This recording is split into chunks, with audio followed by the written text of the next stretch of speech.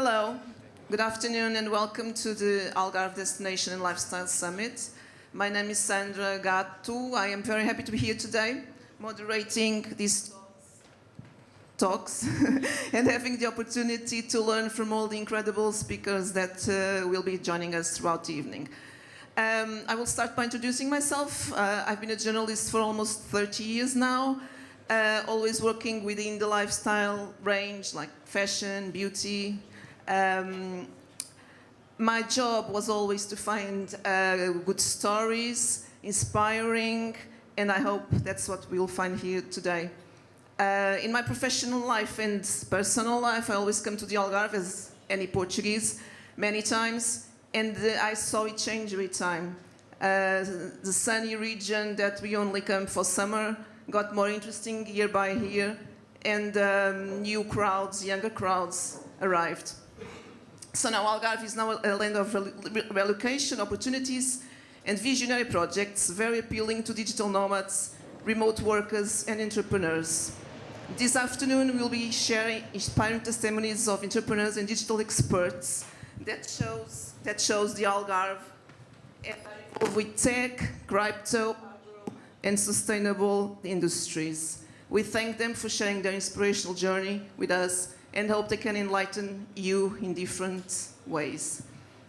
Before I introduce our speakers, I would love to know a bit about you. So I'll ask a couple of questions and you answer by just raising your hand, okay? So, who's Portuguese here? Okay. And how many of you live in the Algarve? Many of you. Thank you for your inputs. And before we start, just a few notes. We'll have a 15-minute break at 4 o'clock after the third talk. And this is the very first event of this kind organized in a totally free way, and all speakers and participants are volunteers. Also, we have created a special drink for this event called Verso that we invite you to try after the talks. Its sales profits will go to the organization and also to help Ukraine. Another thing, any questions that you might have, please wait until the end of the talks that we'll have some time to answer them. You can also make your questions through the app, WOVA, on each session. One more thing to finish. The last talk will be held in Portuguese. It's the only one held in Portuguese. So, we can start. I will ask my first guests to come on stage. It's failing. Bruno Inácio and Jordi Joan, please.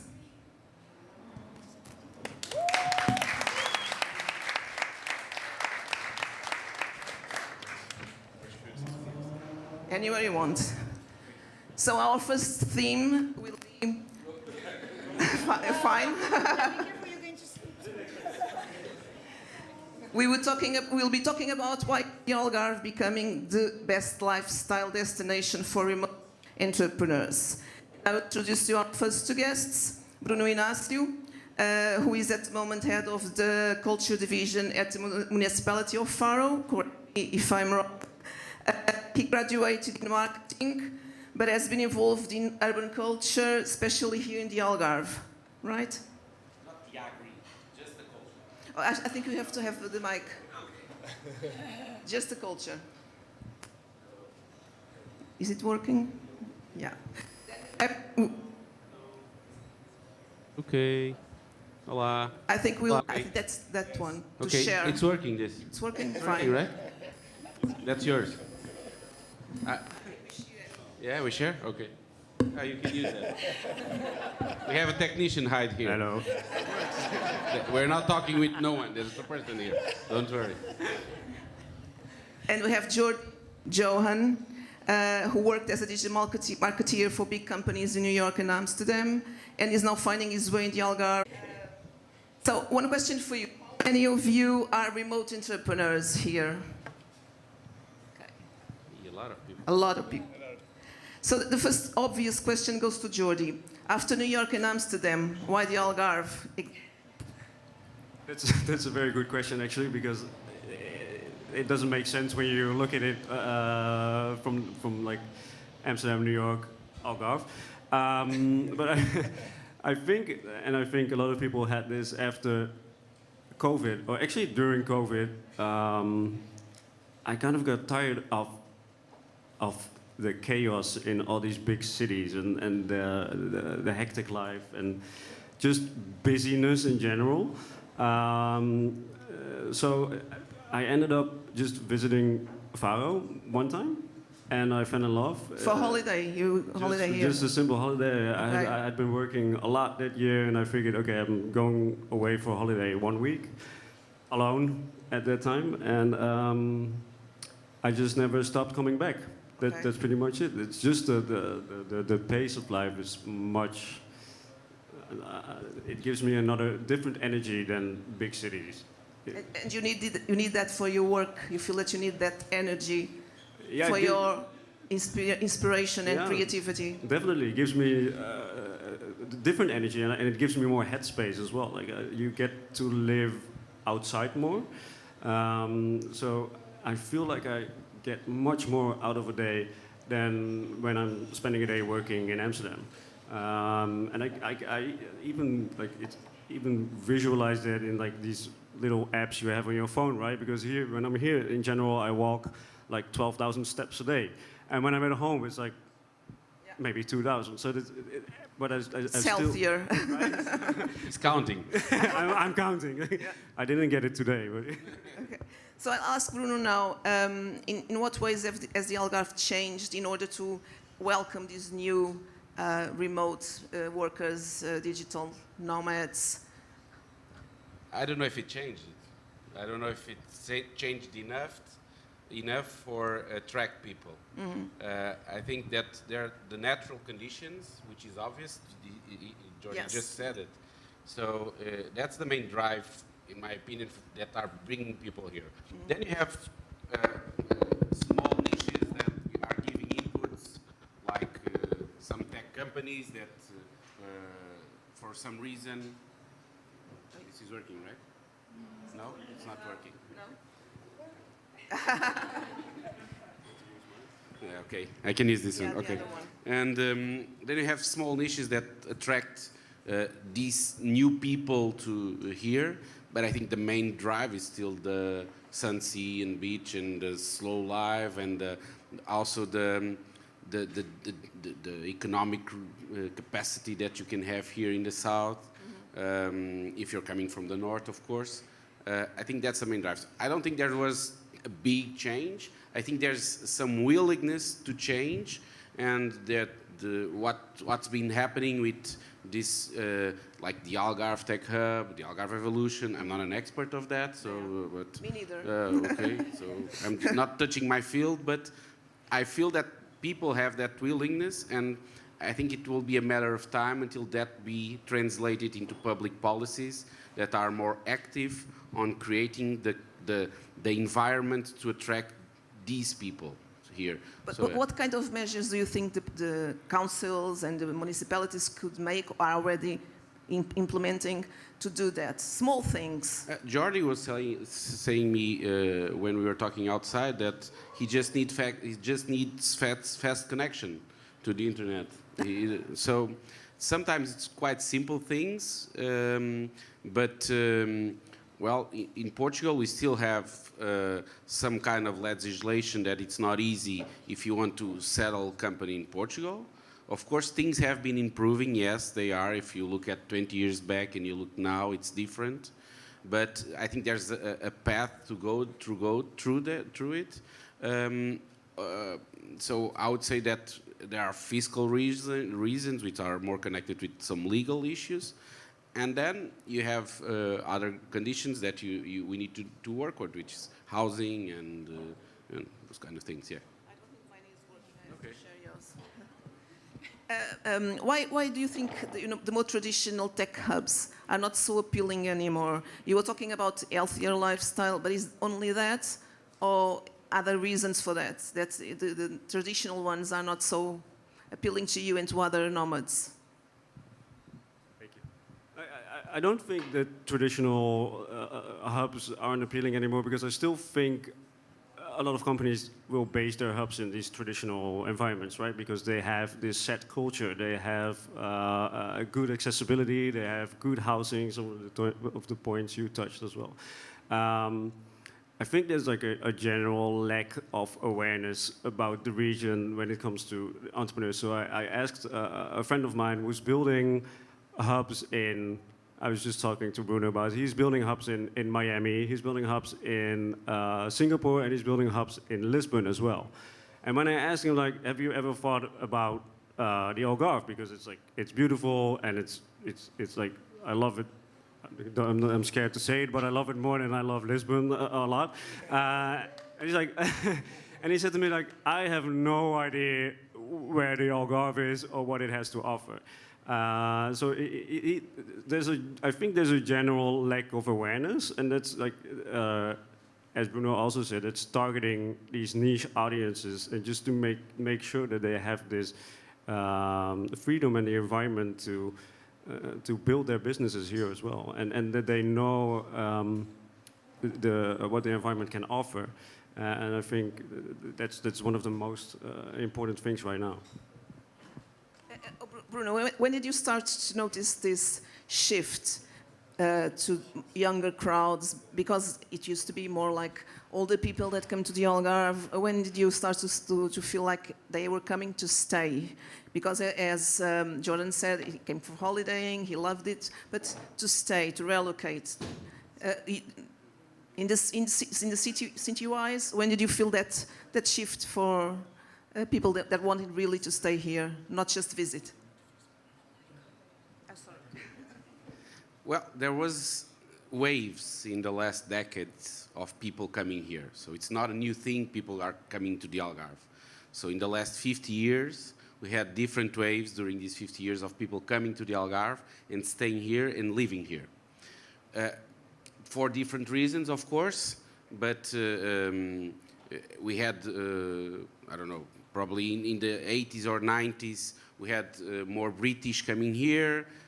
People were having second houses here. Some of them were building business around restaurants or bars or providing service to tourism. And then you had different waves also of nationalities, because that also has to do more with what's happening in their countries than in ours.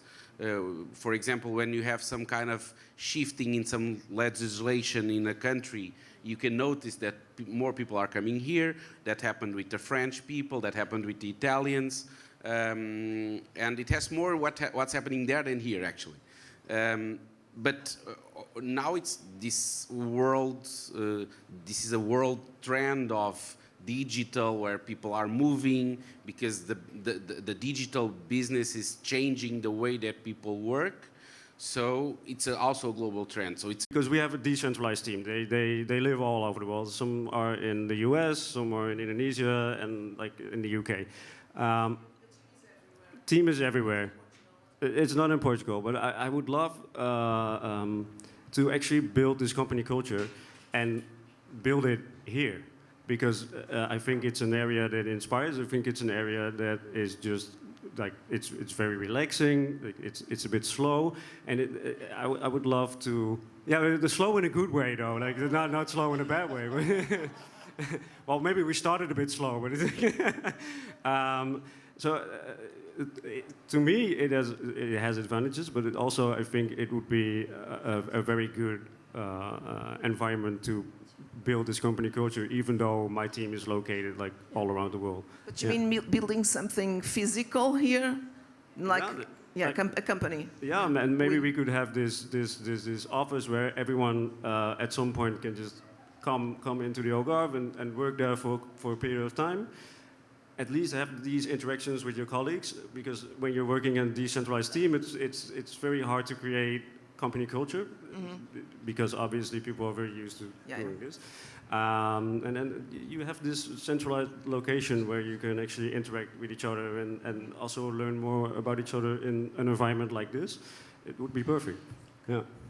And do you feel like supported by the municipalities? No. You will have to talk about it, sorry.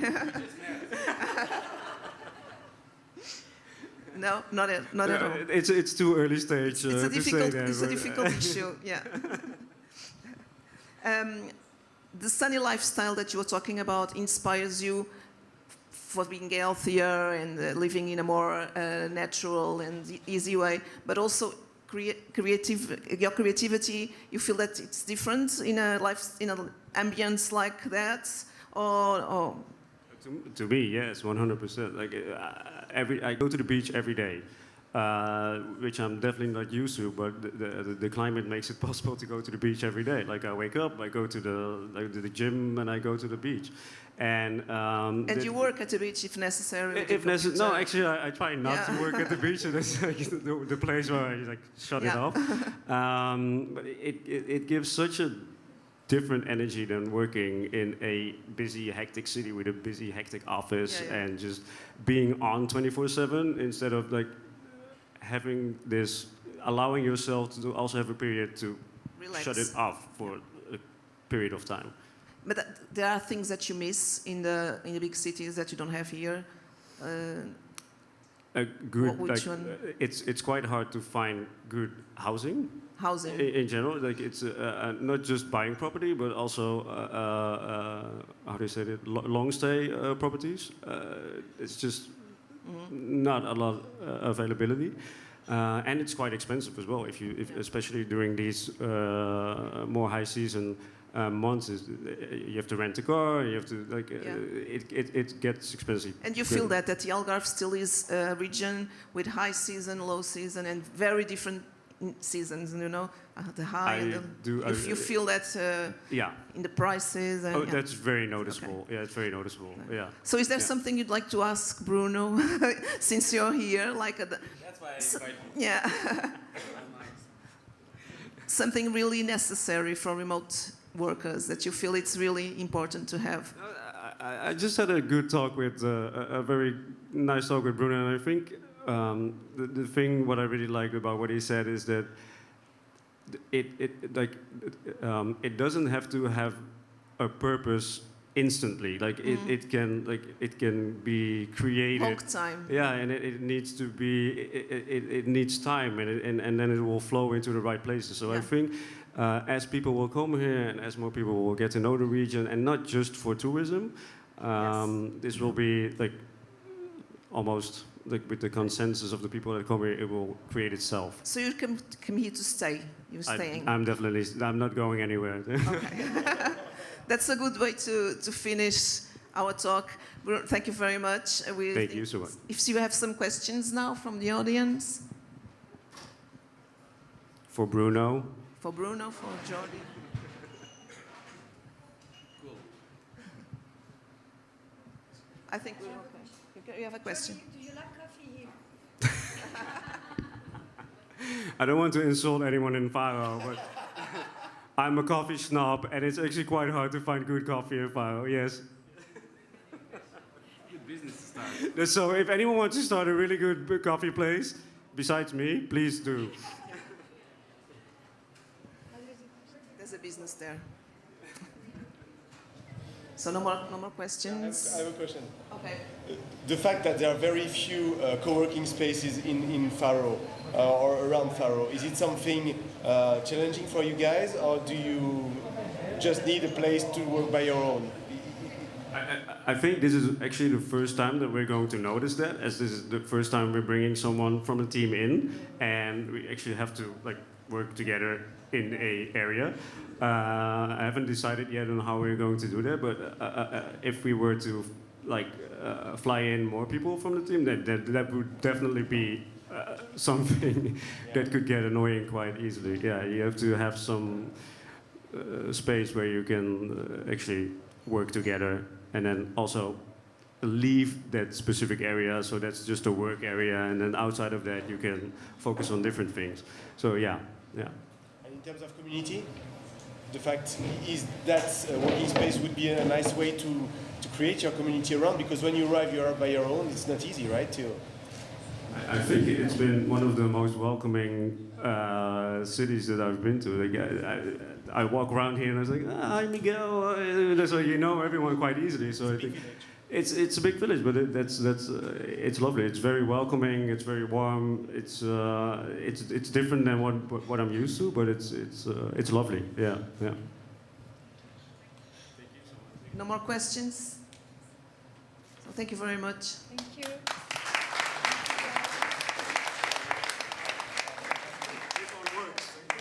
It's working now.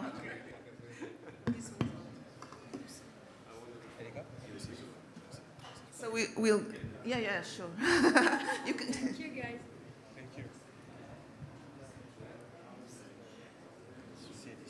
So I have to stay for the photo.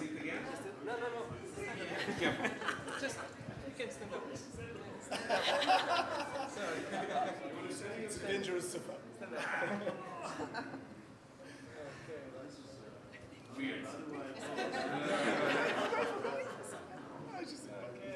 Thank you, guys. Now you can leave.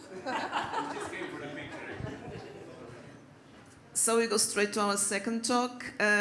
For this second one, we have two lovely couples joining us to talk about From California to the Algarve, a new land of opportunities.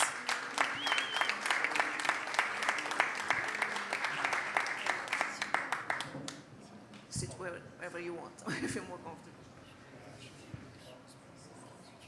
So just while you sit, one question to the audience.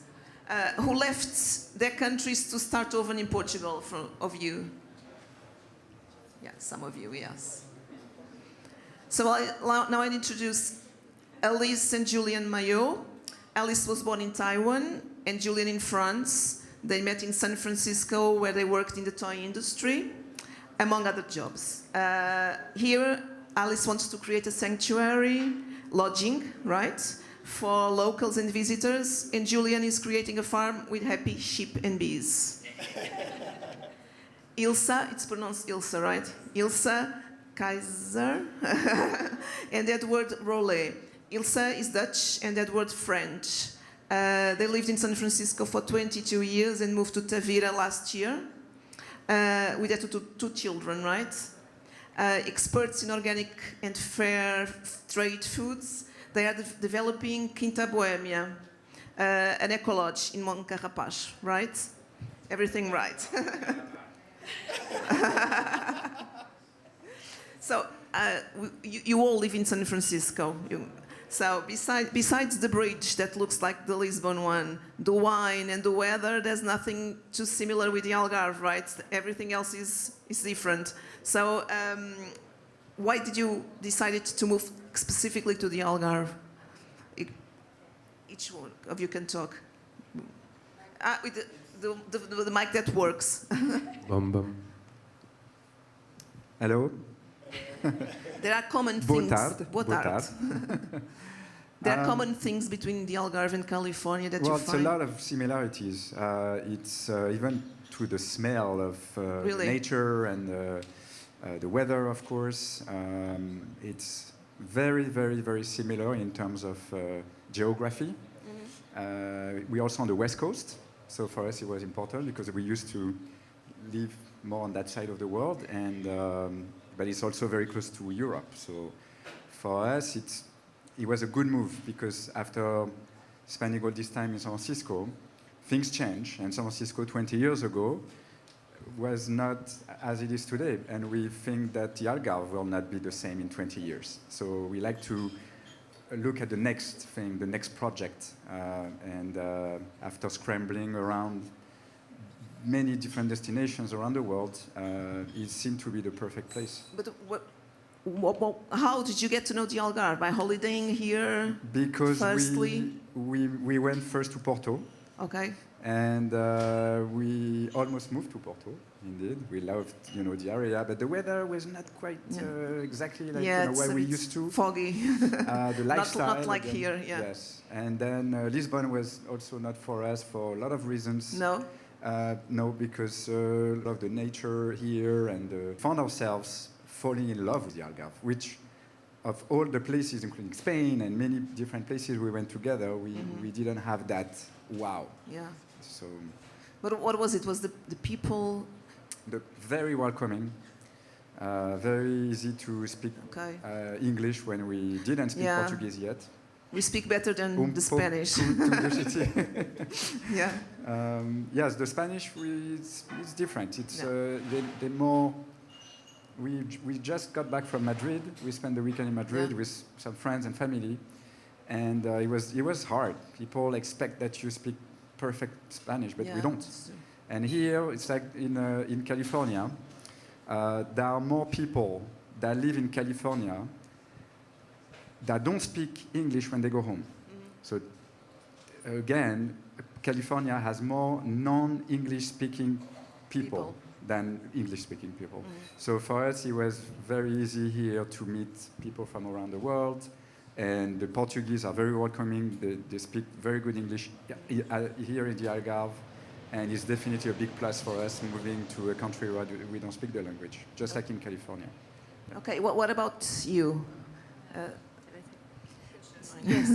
Yes, so my feeling as well is that Algarve is quite similar, as Julien said, as the West Coast from the US. We call the coast between Los Angeles and San Francisco the slow coast.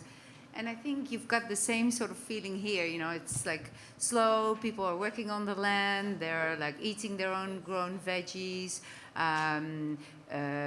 What I do like about the Algarve, and that's one of the reasons as well that we moved here, is that it's still sort of it feels like in quite a lot of areas in the children's phase. Like there's a lot still to be done, a lot to start up. I think for entrepreneurs it's very interesting, even little things like in LA, for example, or you go a bit north, Santa Barbara, and you see all these health food bars, juice bars and things. There's not much of that type of, so there's opportunity here. And I think for Edouard and me as well, like to start the Eco Lodge, do projects, there's a lot of beautiful places to stay, but really give that sustainability aspect. That's what would make you different from the other places here? I think so. That aspect. Yes, yeah, that you think you're still missing in the Algarve. Yeah. Okay. Yeah, I think that there's definitely room to grow, and that's one of the reasons we were as well when we moved from the US. First looking into Spain, I always had a vision of like, you know, starting a place where people could gather and do workshops and grow foods in Andalusia.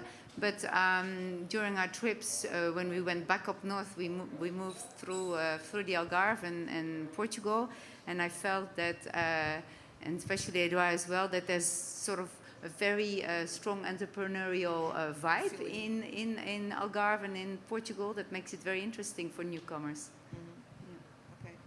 And do you feel in any? We always talking about the American dream, and do you feel like that here you downsize the American dream, or you're just living another dream, completely different dream?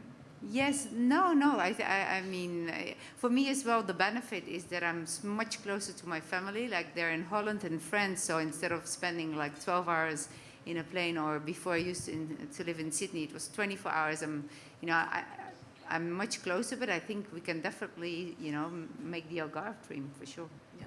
So the Algarve is a land of opportunities. In which ways? You talked some of them already, but I would like to have your opinion too. Why is the Algarve a land of opportunities at the moment?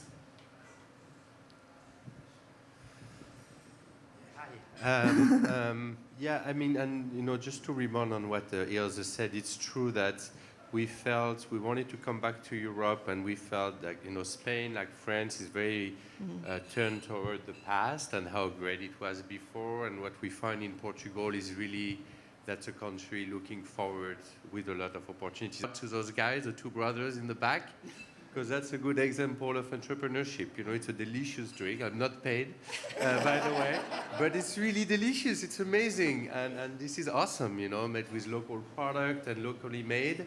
And this is, I think, what people come to find here.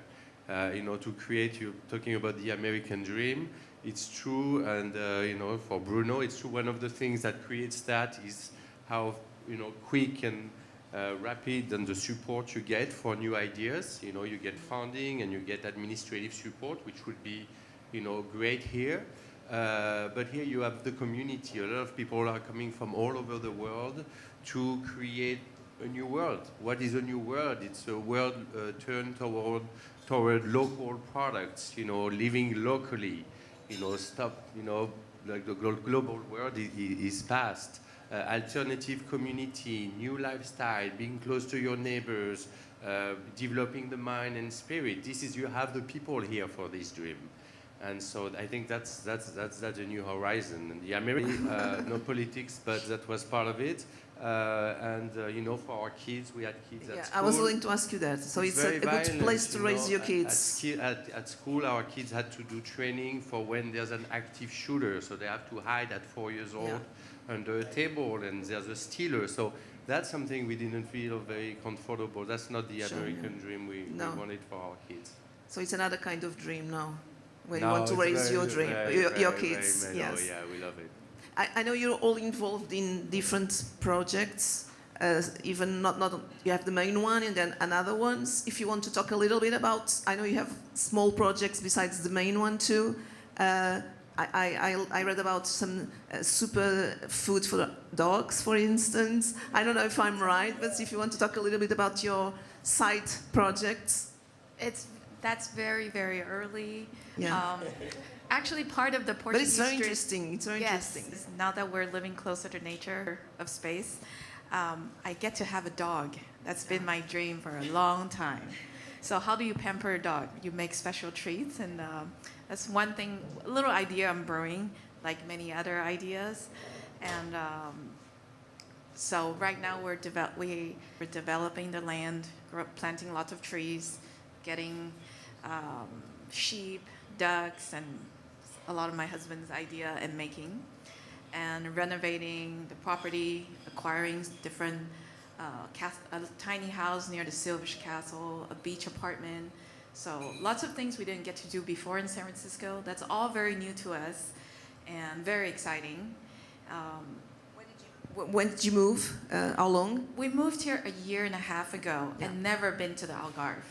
We came here for a 10-day trip and we never left. Really? Yes, we brought the 2 kids too.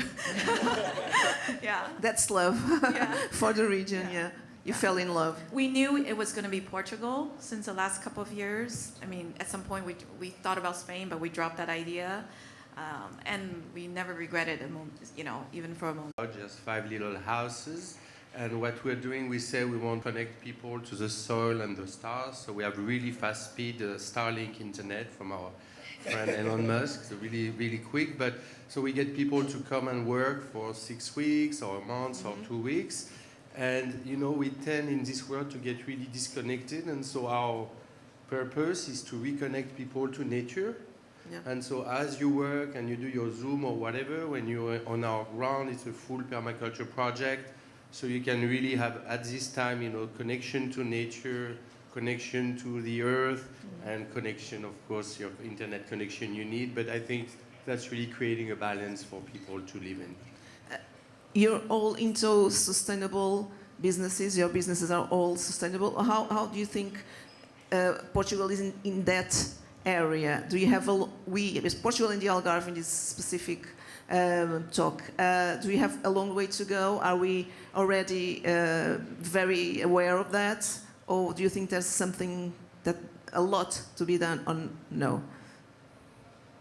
Well, I mean, there's those 2 things. Let's just be quick, but you have those big garbage, when you see the bins, like it's overflowing, that looks a bit like of the past. But at the same time, like for instance, on our property, we build all the raised bed, for flowers with companies that's very innovative, like the one you were mentioning before, and they build, it's like a wood structure, but it's made from all the garbage of Lisbon. It's called Prodelix. So, at the same time, you have like very innovative, not sustainable, regenerative, which is next level sustainability companies that are popping up. And then you have those things of the past, but every time you drive through a garbage, you're like, oh my God. So it's a mix of feelings, You feel the same, And what do your kids miss more about America? What do they complain about living here? If they complain about anything, I don't know. Junk food. So No worries, it's coming to the Algarve as well. not healthy food. They miss junk food. Tell me three incredible things about the Algarve and 3 not so good things about the Algarve. Like 3 words. Islands. What? Sorry. The islands. I The love the islands. Yeah. The not so good. It's hard to find, but I have to if I have to really force myself, the lack of good Asian food. Oh, that's a good point. Yes. I would say living in a place that feels like a vacation, but it's not a vacation. And we had that same feeling when we go back from a trip and you land back to San Francisco and you go, wow. And most people, they go back, to work, or, but the lifestyle is exactly that wow. And that's the same feeling we have when we land here. We're like, we feel great. Even after our vacation, we know we need to get back to work. It really feels good. That's a very good thing to say about it. Yeah. So one good thing or 2, surfing is great. And right now the oranges are just like candies. They're so nice and sweet and juicy. It's amazing. The bad thing is the driving. I mean, Yeah. I just still can't get used to it. Yeah. Yeah, no traffic jam. That's a good one. Yeah. So you mean the roads? They need to be more No, easy the to driving, the people. the other people They're driving. either Yeah. super fast or super slow, Yeah. and they pass when they shouldn't, and Yeah. So you all think you'll stay here for good in Portugal? Or no? No, I think it's a one-way trip. It's to stay. Yeah. Yeah, we found the next thing. So now we just have to make it happen. Okay. Yeah, we're doing it. Yeah. Very, very good. Yeah.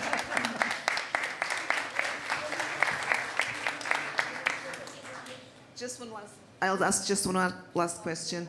Does a small region like the Algarve, small region, make you think big? Is that one of the things? It's the last question. You can think really big in a small region. For us, the region really doesn't matter. We used to live in a place that's so big. It takes 6 hours to go from San Francisco to New York, and we used to go there like for weekends or jobs. I mean, conferences, and so flying to 2 hours to be in 50 different destinations around Europe is a piece of cake. And that's for us a big change, is that we have that proximity of so many different things that it's amazing. Makes it easier. And we don't feel isolated here. We feel in the middle of everything. Yeah. Okay. So, if you have any questions from the audience.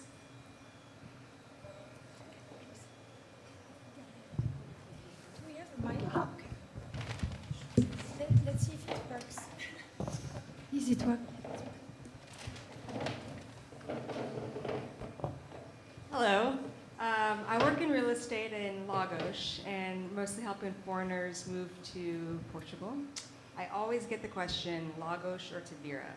Why did you guys decide on the east side? One of the main things is the proximity to the airport, what we just said. And then it's opportunities. We visited quite like 60 places in a year, a lot in the Sintra area and then in the Algarve, and we found really the property we were looking for in Moncarapaz, and we really like it there as well. The islands and the lifestyle. It's very rural. The agriculture. There's a lot to like. So opportunities and lifestyle. Yeah, for sure.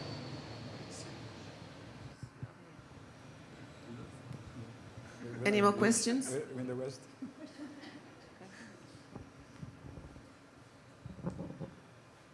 It's not actually a question. I just want to add something to what Edward said. First of all, thank you so much for the publicity. So something that we've been speaking about among us from Verso is exactly what you said. People like you guys that you travel a lot, you don't travel to go to a place and drink Coca-Cola, right? you want to go there and try some local stuff. Everybody nowadays start a company and want to make it global. And we lose a bit our the feeling of what is local and make something special for people. In this case, for people that come here, you can only, for example, taste Verso in Portugal. And our goal is not to become the next Coca-Cola, is not to export our product, but maybe to export our intellectual capital. So we can, if you want to open something like Verso in your country, give us a call, we help you out, we pass our knowledge, we make a kind of a consultancy, and you can make your own stuff. And you can make with your own local products, and this need for us, this needs to be a bit the new mentality, like you said. Otherwise, only big companies will have a chance to keep owning the world, and there's no room for small companies like us or many others in our city, in our region, in our country to grow. So I'm very happy to hear that, and thank you also for that, to bring that mentality to here. Okay, thank you. No more questions?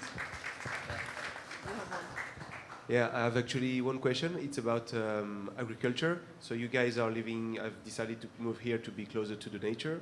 I wanted to know if the raw material you found here, from fruits or vegetables or anything you find in the nature, inspire you in order to start a business or to create something with that local resource?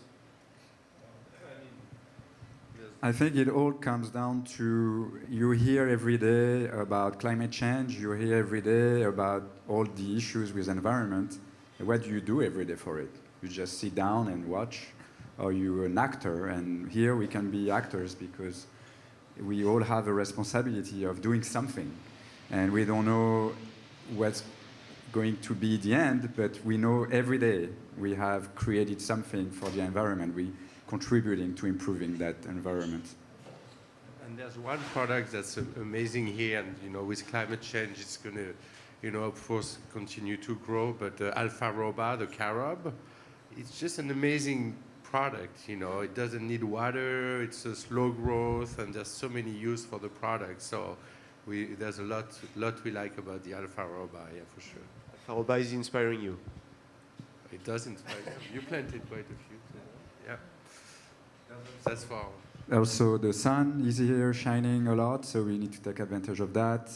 I met a guy yesterday. He's got a machine that transforms the air into water.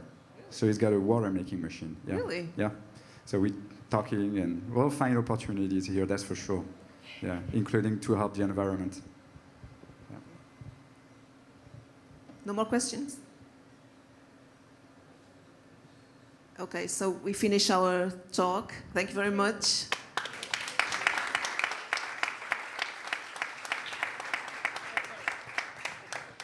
Photo.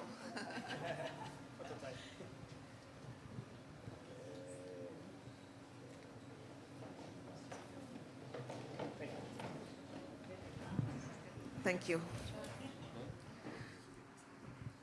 So for our third talk, and after this one we'll have a break, we're going to talk about how Algarve work-life balance is key to attract and retain clients. I'll call to talk with me Fábio Zacarias and Florian Moller, please.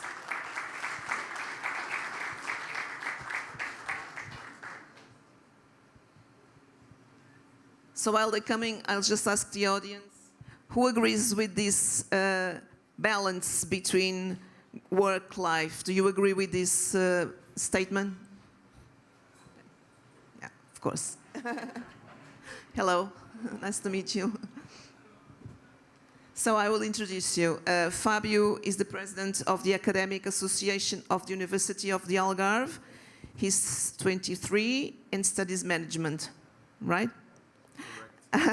Florian is German and the CEO of Turbine Kreuzberg. He moved to the Algarve and is part of Faro's tech community since 2015, right? That's right.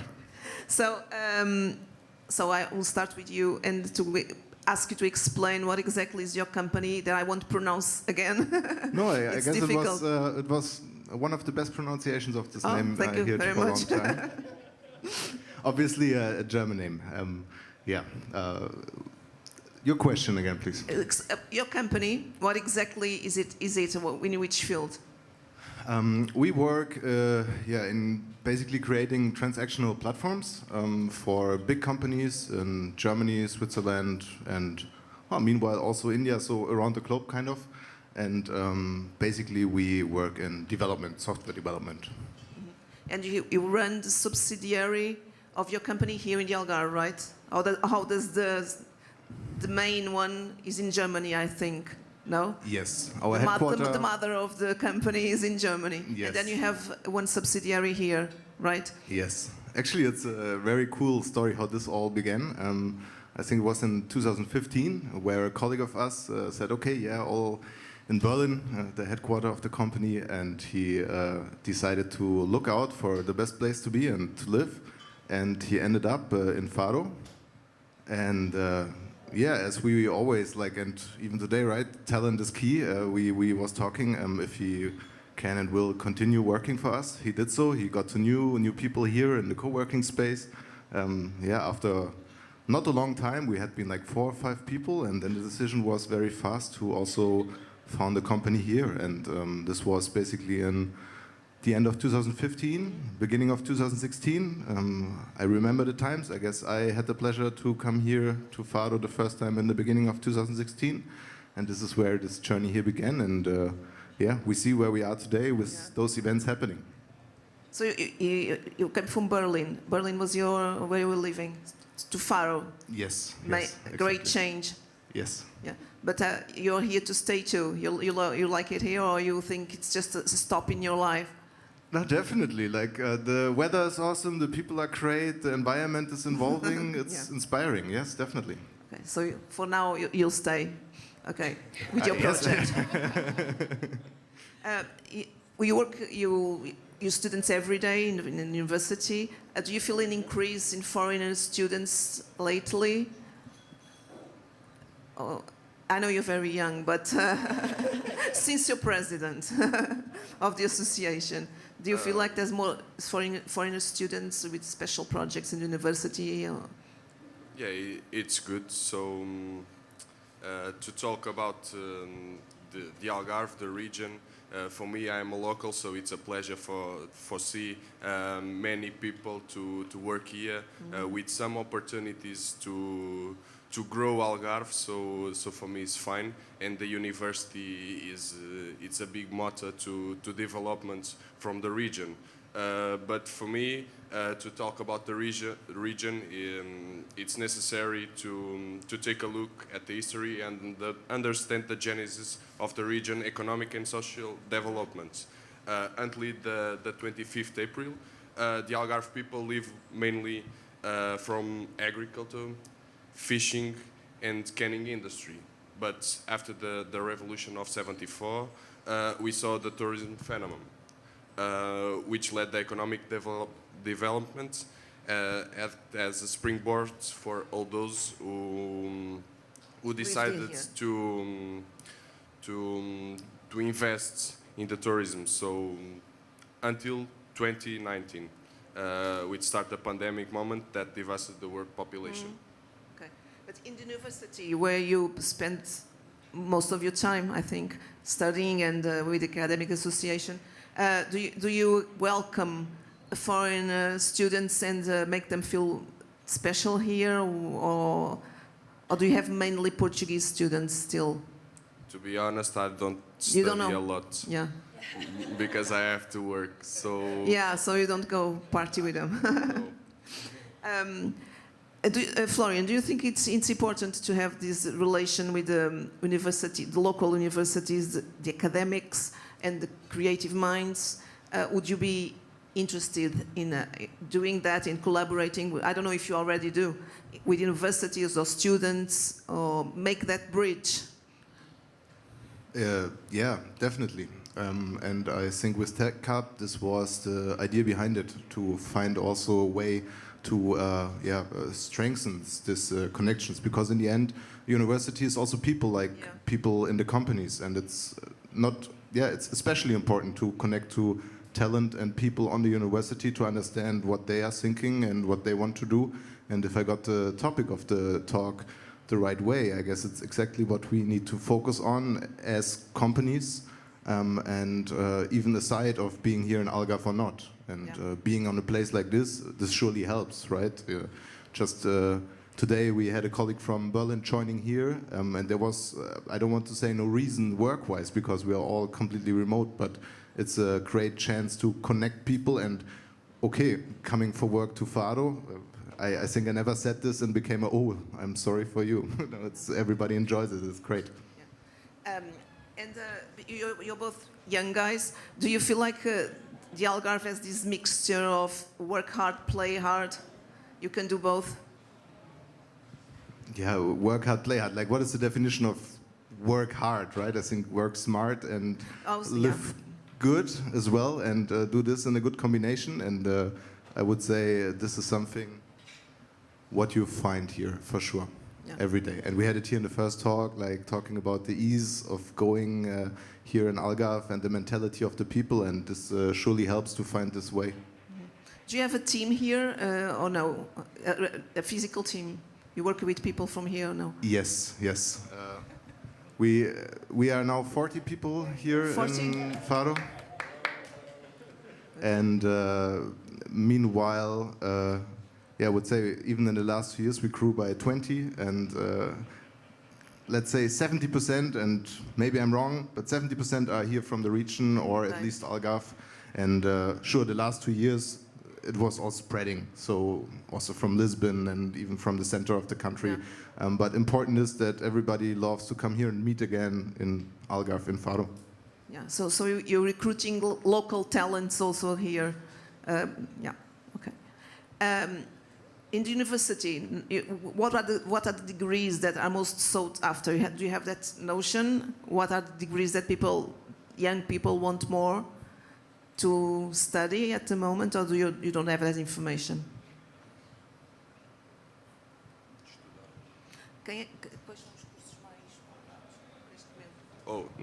Now the most degrees are with the most demands. It's management. You have You study management, yes, right? I study management, so it's every scientific words, because in the university right now we have the scientific centers. So it's the medicine. It's a new opportunity in the Algarve. So right this part with the born of the Algarve Tech campus, with the technology, with the new business. So in these areas, a lot of them. Okay. And what do you think should be done to make more students stay after they finish their course to stay here? In your opinion?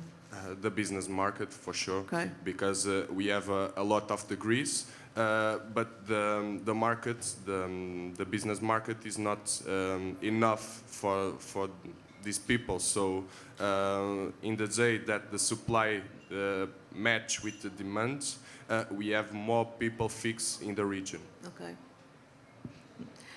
What were your main difficulties when settling down here?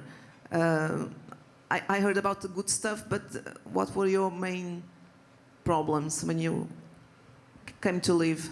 I think the main problems are, there was no major problems. The one you would expect, right? Like local regulations, and some things are just differently than you are used to it from Germany. German, yeah, because it's very different countries and ways of thinking. Okay, then at least talking from my perspective, it's not that I had issues there and would experience like this big gap, and the same comes with the regulations. In the end, it's all possible to handle. Yeah. And yeah, if somebody here, there's the main majority of like entrepreneurs and so on.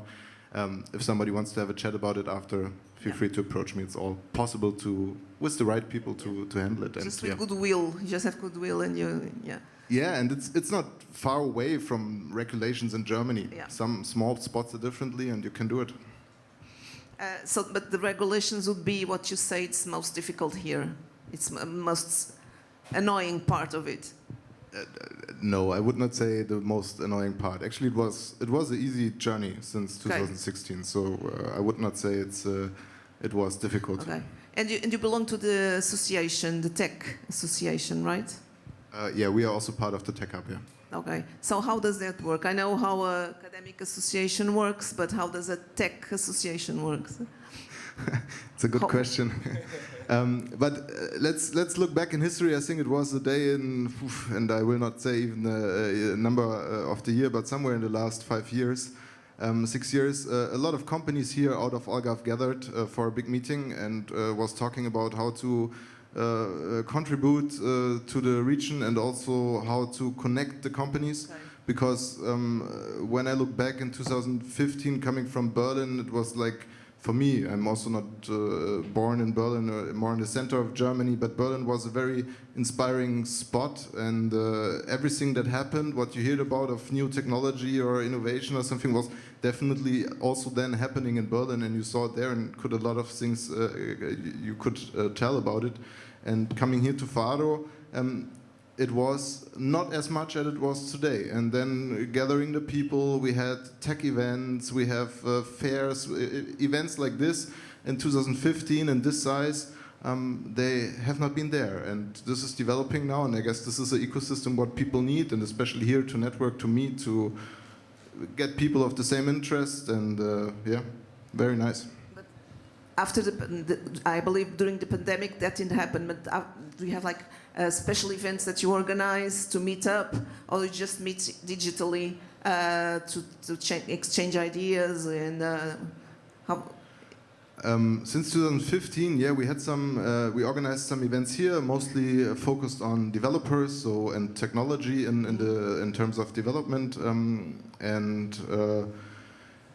but in this time, or since this time, also other events happened, and well, you're mentioning the most important point. I guess the last 2 years have been super special for everybody, and they also have been super special for events like this. And it's great to be on the event like this today. It's the first one since a long time, but the question is not answered yet how those events will look like in the future. And sure, live streaming is, I guess, if a point what already is said, but all the other collaboration possibilities, this still needs to be explored a bit. But in your opinion, how it will work in the future? It will be like mixed events, digital and physical. Like what's your idea about that? In the communities, the associations will be like a hybrid product, like both digital and physical in the future, now that we already are over COVID, more or less. For sure, because the digital part became kind of natural and needed in the last 2 years, and it worked. So there are a lot of good parts on it, but yeah, you should not leave aside the physical part, meeting people, seeing somebody and talking to him. And this is something what is very hard to realize in an online event. So hybrid is key, and how to involve people is another solution, but final answers are being explored now, I would say. Okay, thank you. So my final question, do you think you were talking about the easygoing lifestyle. Do you think that's what appeals most to people to come here and then stay here? It's the way we live in the Algarve? It's the main reason? It's definitely part of it, but not the only one. Yeah, it's not the only one. And if you want to, you can ask everybody. Like, choose a place on Earth where you want to be, and choose how it should look like and what it would be. And I guess Algarve would be, for a lot of people, very close on this best case picture. That's a good way to end. So I'll ask if there are some questions.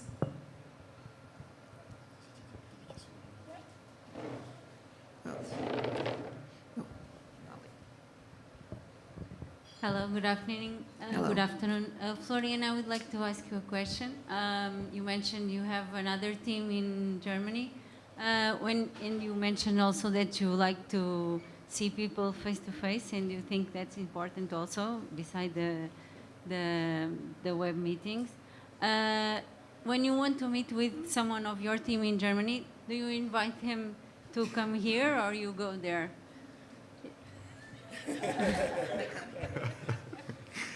Let's say it like this, even clients from our company, it's not very hard to convince somebody to come to Faro or to Algarve for a couple of days to do a workshop. It's kind of, how good could you connect the ocean and the good weather with work? And so we invite people here, and I also admit that people from here enjoy to then maybe go to Berlin. So I guess the exchange into both directions is key. But yeah, long story short, like I said at the beginning, inviting somebody here to Algarve to Faro is it's an easy task. I'm asking this because I have an allotment and we have in Faro, and we have a pack for remote workers from November to March.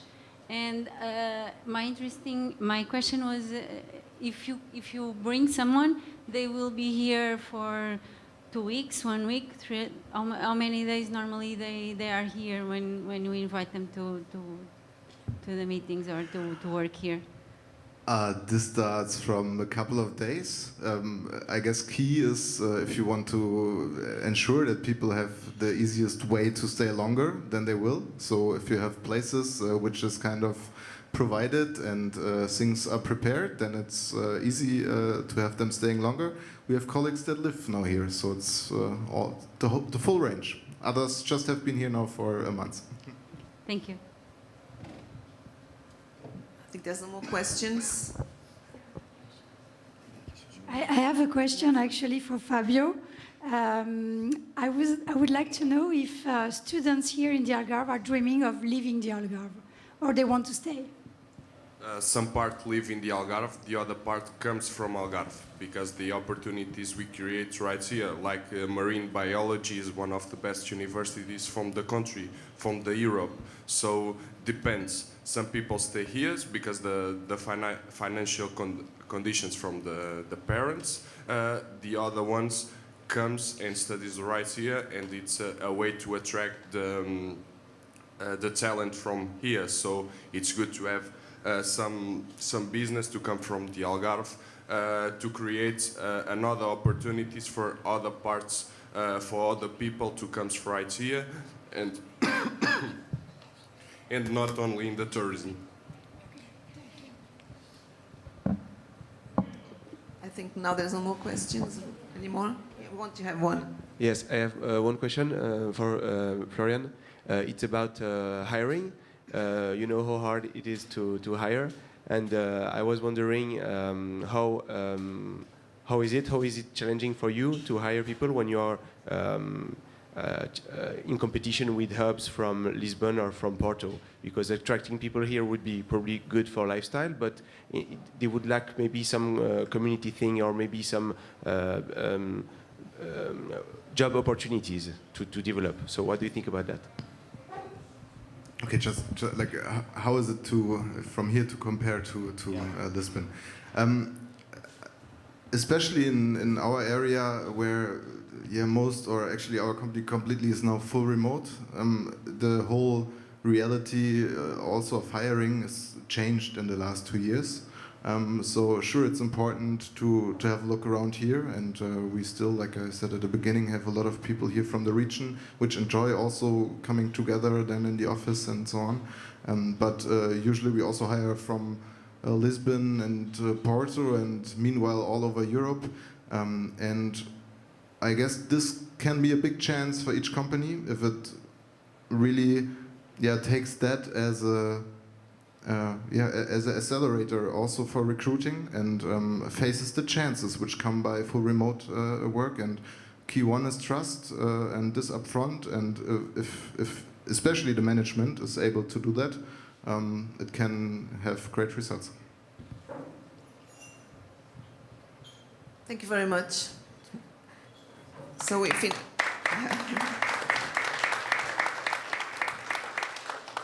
I think you have a picture now to take.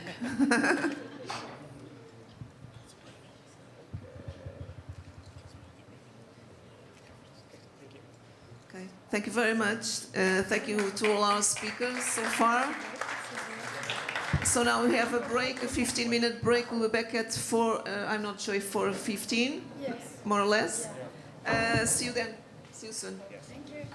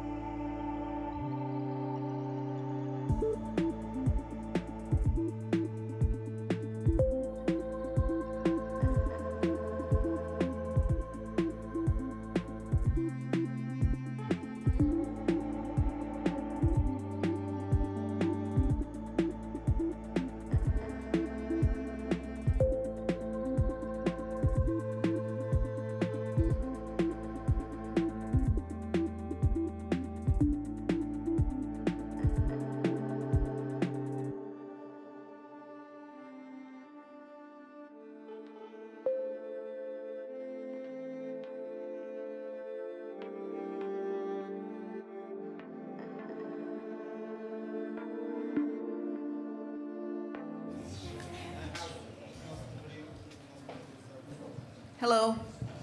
Now we're going to our fourth talk. We're going to talk about how can a vibrant community help remote workers and startups to thrive. This is our theme, and I will welcome here with me Joana Gloria,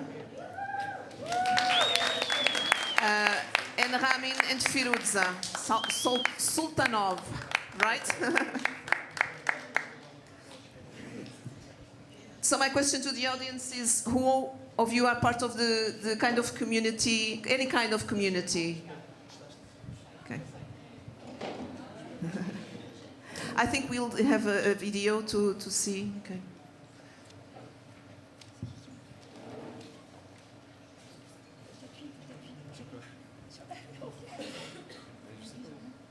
Not yet.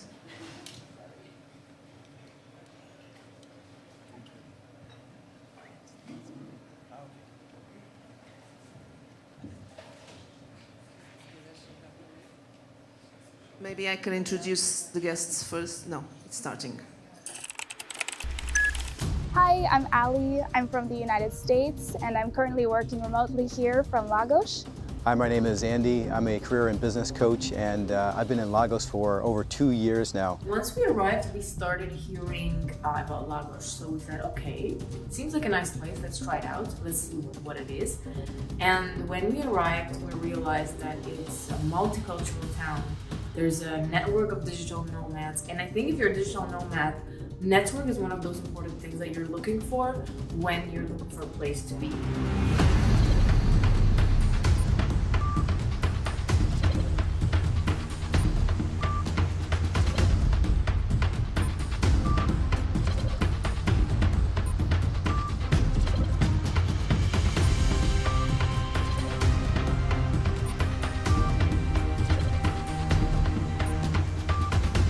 I really love working here and being a digital nomad in this town because there's so many beautiful things to see, amazing beaches. It's a fantastic place to be for digital nomads, entrepreneurs. The culture here is very welcoming. Within a week or two, you can be around like-minded digital nomads who want freedom, want more fulfillment in their life, and are doing something totally new and different. Digital nomads always look for places where the weather is beautiful all year long, where there is a beautiful scenery, and where they can be close to nature. So that means the Lagos is an ideal place for those digital nomads and expats.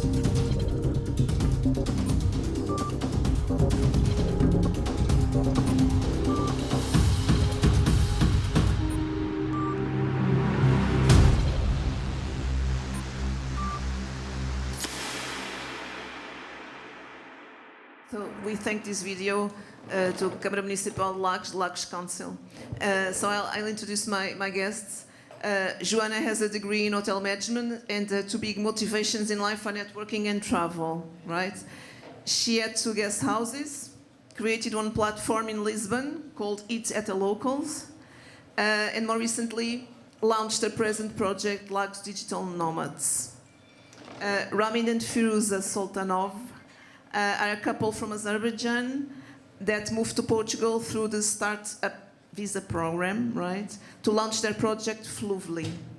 They are experts in e-commerce and help other entrepreneurs who want to start from scratch. A very specific question for you. How does this Startup Visa program work exactly? How did it help you choose Portugal to live? Actually, we didn't know about this type of visa. So Portugal has its agency, innovation agency, IAPME called, and basically it helps entrepreneurs from all over the world, from non-EU countries, to relocate your existing business to Portugal or start from scratch. We with Firuza had idea to launch our startup. We wanted to do it in Europe. We were accepted by different European countries, but in the end we also found out it was accidentally that Portugal also has such type of visa. We have never been in Portugal, both of us, but we said, oh, why not? Some, I don't know, gut feeling, something told us, and we chose Portugal. We applied, and we were accepted by this IAPME. Then we were accepted by incubators. And we moved to Lisbon in April 1 year ago. But then after that, or maybe we'll talk about it later, yeah? Where we moved in Algarve, yeah. So basically, yeah. This type of visa is actually a great opportunity for entrepreneurs to relocate here because I always mention it, and we love Portugal so much, the people, the vibe, everything, culture, weather, and but not many people know about this visa because we have our YouTube, on our YouTube channel video about in Russian language because our country, one of the Russian-speaking regions countries, and many people from Russia, Ukraine, Belarus, Moldova, Kazakhstan, other countries, always every day till now, almost 1 year, write us like how is it possible because no one knows about this visa. That's why we created the video explaining how to do it. Yeah. And your project is Fluvely. Can you explain a little bit about it? Okay, I can talk. how you come up with the idea? What exactly is it about? Fluvely is a weekly flower delivery subscription. So basically, we found out that flowers are good for our mental health. Okay. It's proven. Studies show that when you have flowers at home, your boost is your mood is improved, anxiety is gone, it heals depression, etc. So, and I love flowers myself. I buy myself flowers. Ramin buys me flowers once in a while. But so I thought we had this idea. It was different, but it evolved into what it is today, and that is anyone in Lisbon, Barcelona, Berlin, Paris, London, yeah. They can subscribe on our website and receive weekly flowers. So they have flowers at home all the time. So that's basically our idea. And what makes us different is the fact that we are focusing a lot on the mental health. If you go to our pages, you're going to see that we talk about mental health, self-care, self-love. This is the topics that we also want to talk about generally and then connect it to flowers. So people receive flowers weekly, but like surprise flowers. They don't choose it. Yes. It's like a surprise. Like someone send them flowers. Yeah, but the best thing is that you send yourself flowers because it's a way of yourself taking care of, you taking care of yourself. And I think we're all a bit selfish in that way. I mean, we would rather send flowers to ourselves than send it to someone else. Yeah. I think it is, especially women. So our audience is women, especially those who work from home, entrepreneurs who want to take care of themselves, and this is one way to do it. So we work with local florists in all those cities that we deliver, and every week they deliver you a mixed bouquet. You can choose the size that you would like to receive, and every week it's a surprise because the seasons change, the flowers change, so it's, yeah. And which of those cities is Fluvely doing better? We can't really say because the project is still new, so it wouldn't be right to say where. But we've been successful. I think that we're doing good in London. Lisbon is kind of picking up. Barcelona is doing okay as well. Yeah. And when we come to live in Portugal, it was important for you to be integrated in hubs like Joana. I think you're with Joana in the hub. So was it important for you as a way of making it easier to settle up here? Yeah, of course, it's very important when you move to a new city to find like-minded people. Yeah. And if there is no such community, it's a little bit hard. Of course, you can go to cafe, we can go to the streets and meet people, but it could be a little weird, you know.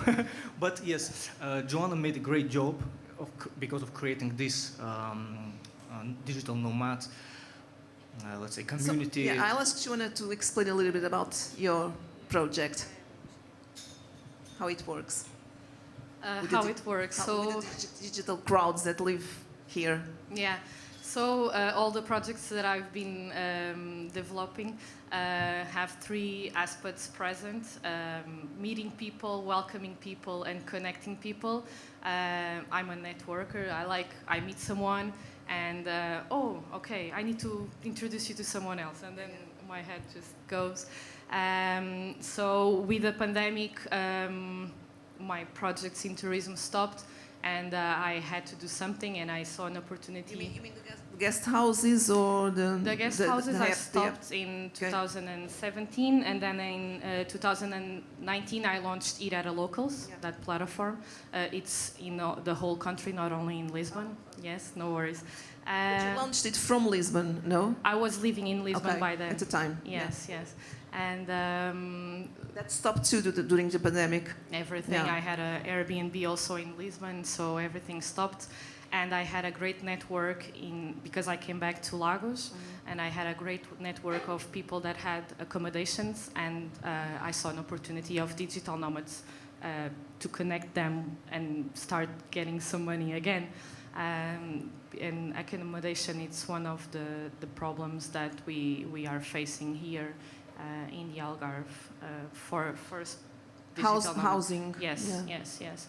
I saw an opportunity, like people who have guest houses and hostels. This is an amazing opportunity for you to work in the winter, because winter normally we don't have many people.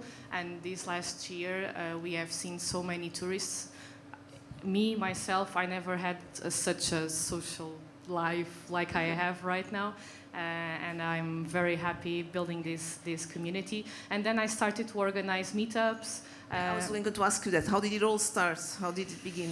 I was afraid because I could only receive 10 people. It was back then, that time we had like 10 have people. The limitations, restrictions. Yes, yes. And the Portuguese people who knew that I was doing, you're promoting gatherings. I was like, oh my God. So all started and went very, very fast. In October, I had already great people coming, and this community. What kind of thing did you do? Like small parties? Informal meetups. No, I didn't promote any parties. They invited me to go to parties, but Joanna, no, everyone knows me. I cannot go to parties. So it's work oriented, not fun oriented so much. Yeah, or the mix of both. Now it's getting a mix of both. Yeah, I think the thing that they like the most is getting out of their jobs and then leaving, making friends. Some of them feel already as a family, the community. Yeah. Okay. So now you don't have the 10 people restriction? Not anymore. Not anymore. So you're a big community now? Every week at the meetups we have around 70, 80 people coming. That's a lot. I would say every week half of those people are new. There's new people coming every week to town. And it's always good. And then there's also people that come and go and come and go, like Paulo, she's filming now. And yeah. And why Lagos? Because you are from Lagos. I was born in Lagos. I've lived there pretty much all my life. I do believe in the product as normal tourism, or for them, the digital nomads. And now, how do you meet Joanna? How did you knew about her project and wanted to get involved in it? I want to say that when we arrived to Lagos, we didn't know anyone. In fact, the first day we went for a walk, I thought, oh my God, what am I doing here? It's a small town. I don't know anyone. Am I going to be bored? Like, why did we choose this place? Because we always lived in big cities. In Baku, she lived in France, in Italy, I lived in Moscow, Russia. So always big cities. And so what do we do here? Yeah. Like why did we choose? But then I went on Facebook and I found Lagos Digital Nomads. Okay, let's go for a meetup. And basically, it was the second week that we arrived. We went to the meetup, and the people that we met on that first meetup, we became friends. We do stuff together. We do different activities. Some of them left and came back. Joanna, obviously, we do different interesting projects together for fun, for work. I think what Joanna created is not just a place to just meet people.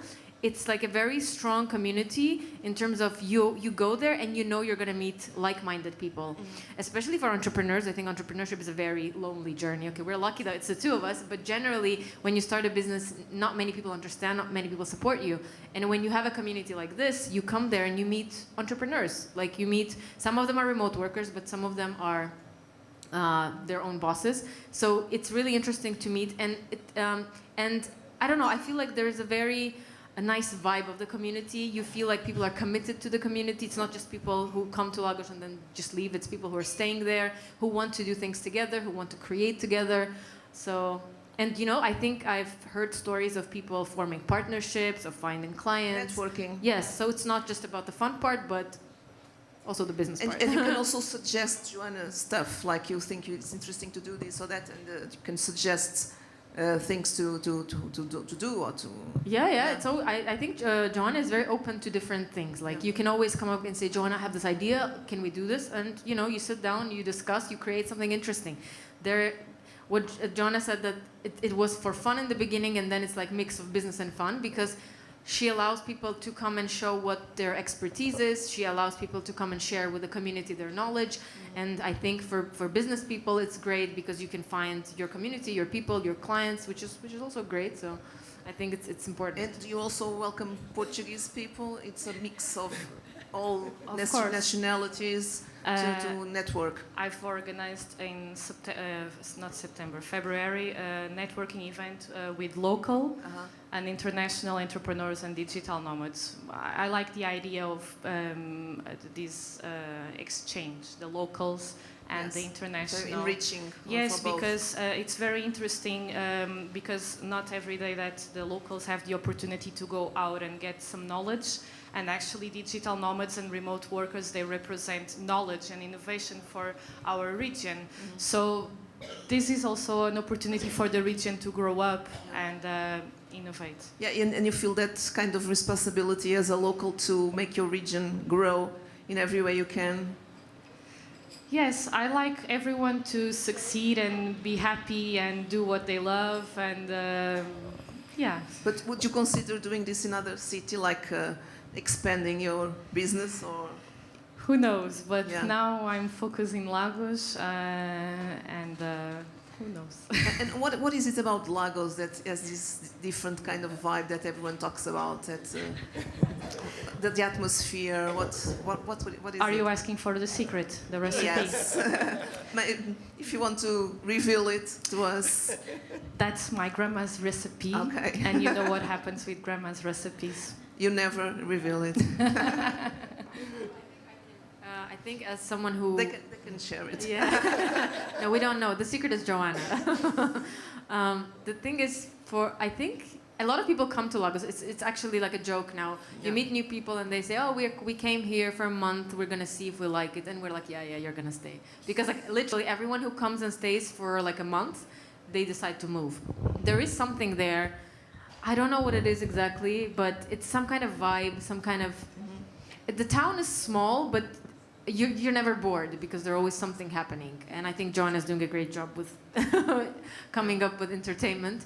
But also, I don't know, there are different places to visit. You can always travel along the Algarve. You can travel to Spain. You can travel to Lisbon. You can travel, again, as I mentioned before, around Europe.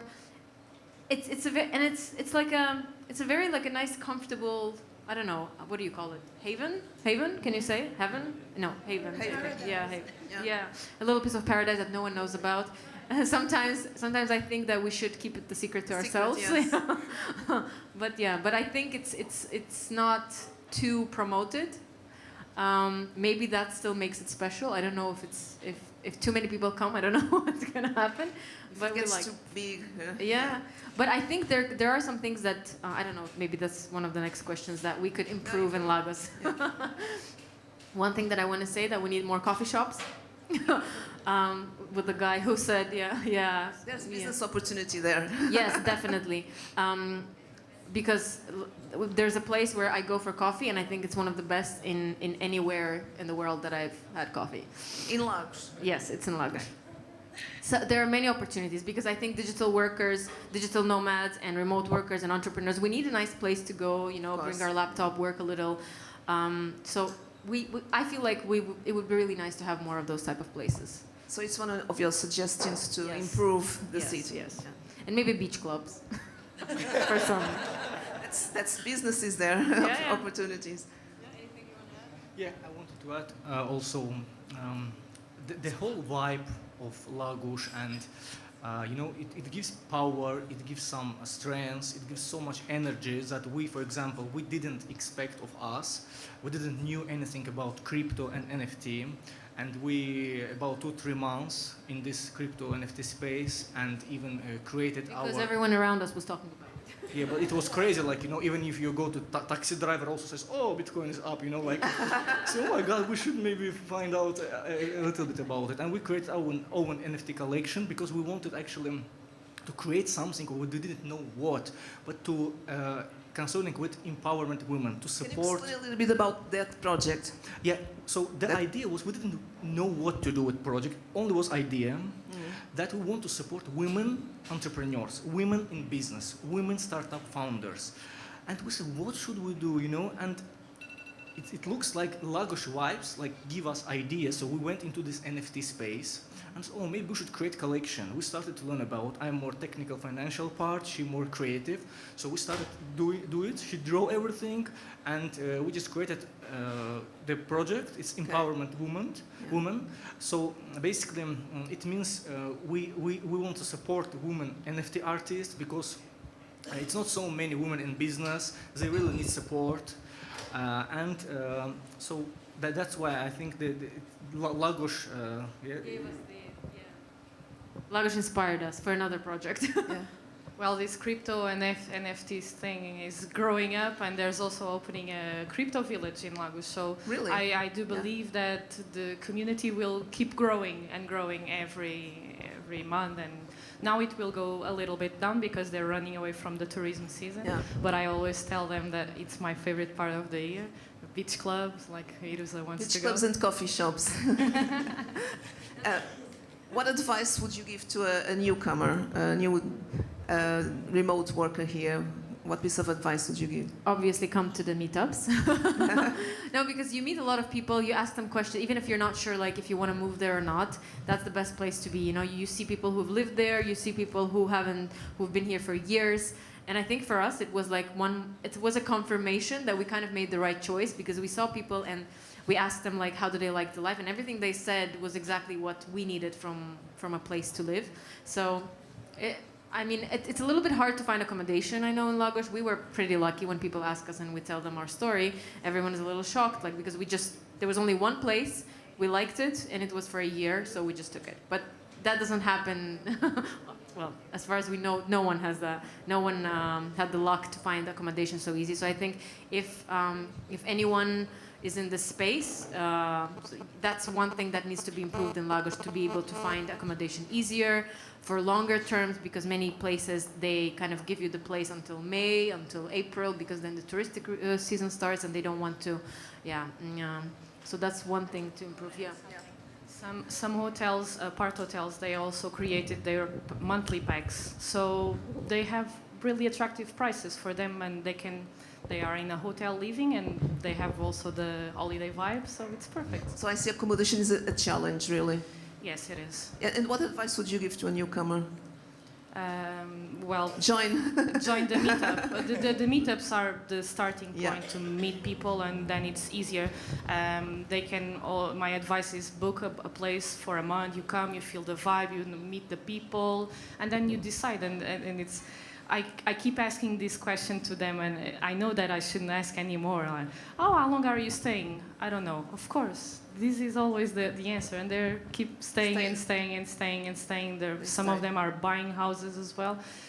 They become from digital nomads to remote permanent. Yes, and inhabitants. Yes. Any advice that you want to give to finish our talk to a newcomer, someone? No, that's okay. Okay. So, if you have any questions. Hello. Which thing do you wanted to say that can attract more remotes and nomads to the Algarve? That the Algarve can have, but it doesn't happen yet. Some possible reason and. Well, the weather is one of the main attractions, I think, also being close to the nature. Yes, but the weather already we have. But one thing that we don't have yet, that we can create, that we can give to it's something that I think it's starting. It's the more startup vibe and a hub, and we need also the support of municipalities, them to invest in publicity and other things, of course, because it's much easier and you go faster than a private person like me. I don't know about remote workers or digital nomads, but definitely for startups like ours and those who are coming from outside Portugal, it's good to have accelerators and incubators here in the Algarve, because as far as we know, there are only 2. And so we are part of an incubator in Lisbon because we didn't have much choice. The 2 that are here weren't really in the area that we wanted. But in Lisbon, there are many good incubators, and they have a network, they have different perks for startups. So I think from a perspective of a startup, if we want more startups to come, when they come to Portugal, most of them go to Lisbon. Mm-hmm. So those that do come, we could actually attract them here to the Algarve if we have some incubators and accelerators. It could be international ones. It could be those that already are in Lisbon. They could open another office here as an idea. So that is one thing that I think startups would definitely need. And also, there's a lot of there are communities of startups in Lisbon, and they do a lot of great work. And I think the startups that are in the Algarve, they're missing a lot by not being in the Lisbon incubators. For example, they organize events. They give you, for example, we went to the Web Summit and we got a good discount because we're part of that accelerator. If we were part of an accelerator, an incubator here in the Algarve, most probably we wouldn't get those discounts, but they have the access. Also, for example, one of the great ways was we had a chance to pitch our startup to the President of Portugal. And not every accelerator or incubator can give a chance to their members, but because they are international or they have a network and they have connections, they can do it. So taking that into account, bringing some great incubators and accelerators to the Algarve region would be very beneficial. Yeah. Thank you. Any more questions? Yes, hello. It's a question and maybe also a follow-up remark on what you said. I think I'm also part of the Lagos digital known community. I came here a year ago, not knowing how long I'm going to stay. I'm still there, and I like it. But one thing that I found out, I also like to travel around a little bit, and I also like the eastern part of the Algarve, like from here up to the Spanish border. And what I realize is that those 2 parts, they're very different. I mean, I'm not speaking in the middle. Let's say I'm not so much interested in the middle part, let's say. But the west and the east, they are very different. And maybe that's also a question and a remark what we could do, maybe, Jana, come up with some ideas to bring this more together, make a bridge. Because I think in the west we have fantastic landscape and all that. What is missing a little bit is more like the cultural part. I mean, there's music and this, but venues like this, the more you go west, the less you will find it. Decoration, interior design, all that. I think I find it much more richer when you go to the eastern part, Lule, Tavira, Olhão, even on those places. So to come up with something, build a bridge between the east and the west Algarve, maybe that could be something. It's a question and a remark also to what you said. Don't put me in trouble. Yeah, it's one of. I'm willing to help.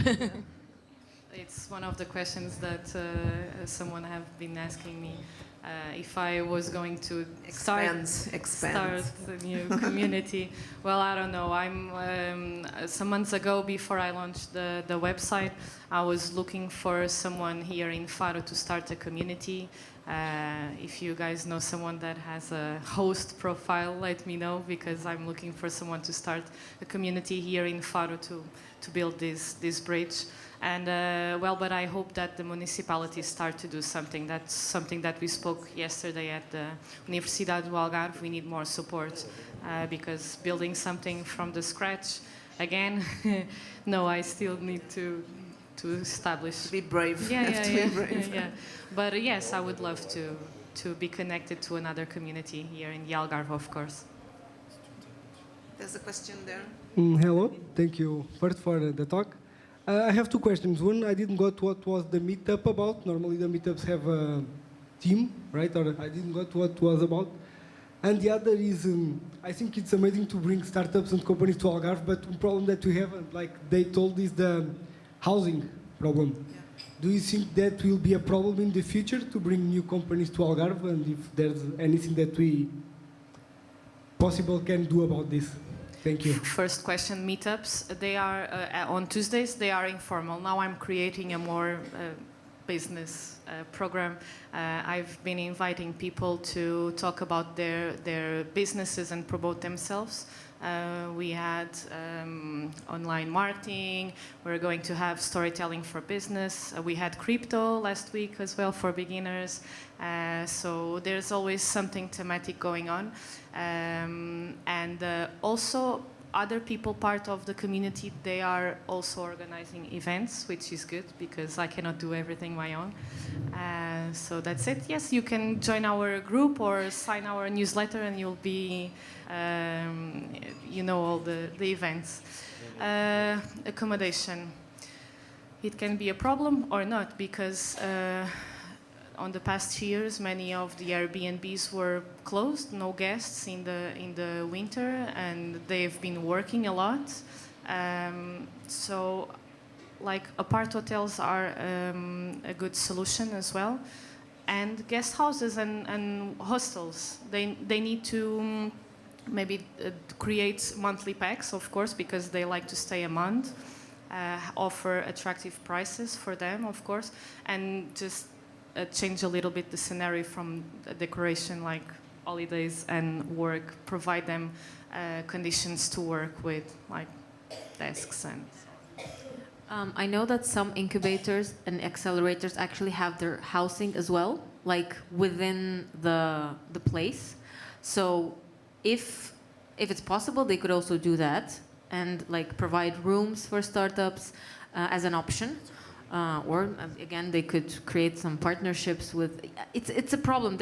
I think the people who are offering accommodation, they also need to understand that there is a problem like this, and maybe they will realize that for them it's also better to have constant, like permanent residents rather than always going through the hustle of, you know, trying to find new people, etc. Maybe they're just not aware of it. Maybe. And one of the things that I say, I've been creating these on my own, and now it's time to everyone to work together, like the restaurants we are promoting, the bars, the other places, like even Portuguese classes, they're promoting, yoga classes, accommodation hotel. I have a hotel on the website. It's time to everyone to work together and imagine like I have worked a little bit. I'm not an expert of SEO, but if every business works the SEO, this will help to attract people. But this is one of the examples, you know. So, yeah. So people want more helps.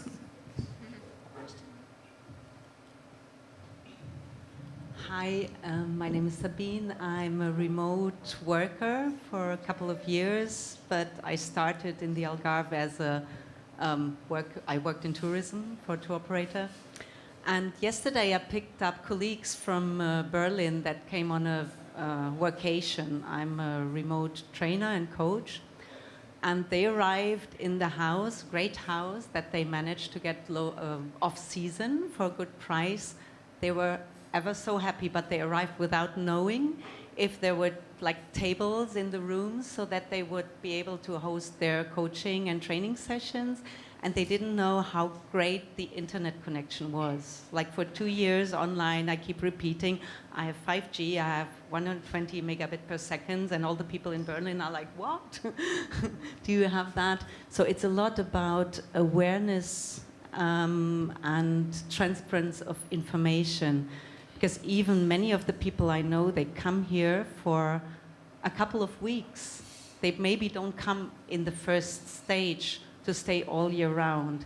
And to inform the house owners that they have a wonderful possibility for long-term rent, off-season, for people that have the money and that really I mean, that are really interested and that they spread the word is just a great opportunity. So I think there needs to be a good link between the tourism area and the house owners, and to make sure that the transparency of information, how many rooms, is there the equipment to work, so that all that is really provided, and then I think there's lots of possibilities. There's a lot of work to do, yeah. Thank you. More questions? No.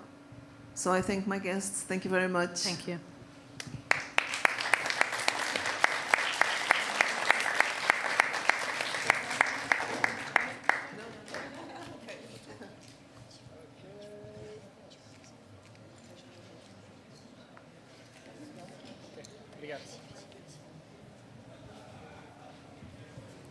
So let's go straight into next talk. To tell us about scaling up and expanding from the Algarve, challenges and opportunities, we welcome Paulo Mateus and João Navalho. Tá, tudo bem? Olá. Olá. Paulo Mateus has a degree in business management. Is the founder of Y Rocket Consulting and has more than 20 years experience in supporting companies across 3 continents. His job is to help businesses thrive in complex atmospheres, right? João Navalho is the co-creator of Necton, a biotechnology company, the director of ProAlga, the Portuguese Association of Algae Producers, and is involved with other associations that promote sustainable and smart ways of dealing with the ocean. I will ask the audience first, who feels that their business grew since being in the Algarve, that they thrived? No one. So, yeah, I have to start with you. What exactly does your company do in helping people to grow up, expand, thrive? So I've built my own startup, so I know the drill from building a company from the very scratch, having an idea you get passionate about, and leave your job and start building it, raising money, go international, and all the hassles that means. It's really tough. So people always see the well, most of the people that are in this room feels the same. So it's a dream, you follow and pursue this dream, it's really hard, and you really have to cope with many challenges. So I did it myself, got back to consulting, and I started helping again. So after leaving my startup, I started helping major companies, so big companies that has 20, 25, 30 directors and lots of money, so major turnover, but they all cope the same things. So how to grow, how to excel, how to move my teams, leadership problems. So, and a couple of years ago I said, okay, this is nice, but I think the usual companies are not like that. They don't have turnovers of 100 million or so. They are companies that have 2 or 3 founders. They have 3 million, 2 million, 5 million turnover, and they need the same tools, they need the same help, and so I started doing that by... And that's exactly what you do. You do like you consult them, but how does it work in terms of, you know, work with people? You do like coach them into new ways of thinking? What exactly do you do? The same. So managing a business is usually really hard. So, but there are tools that everyone uses and or should use, and that these companies are large companies are used to have, but they still have problems. So. The approach is let's bring these same tools and the same expertise to regular companies that have regular changes. How do I expand? How I manage my teams? How I grow my teams? How I put planning on it? How I transform my business from IT perspective?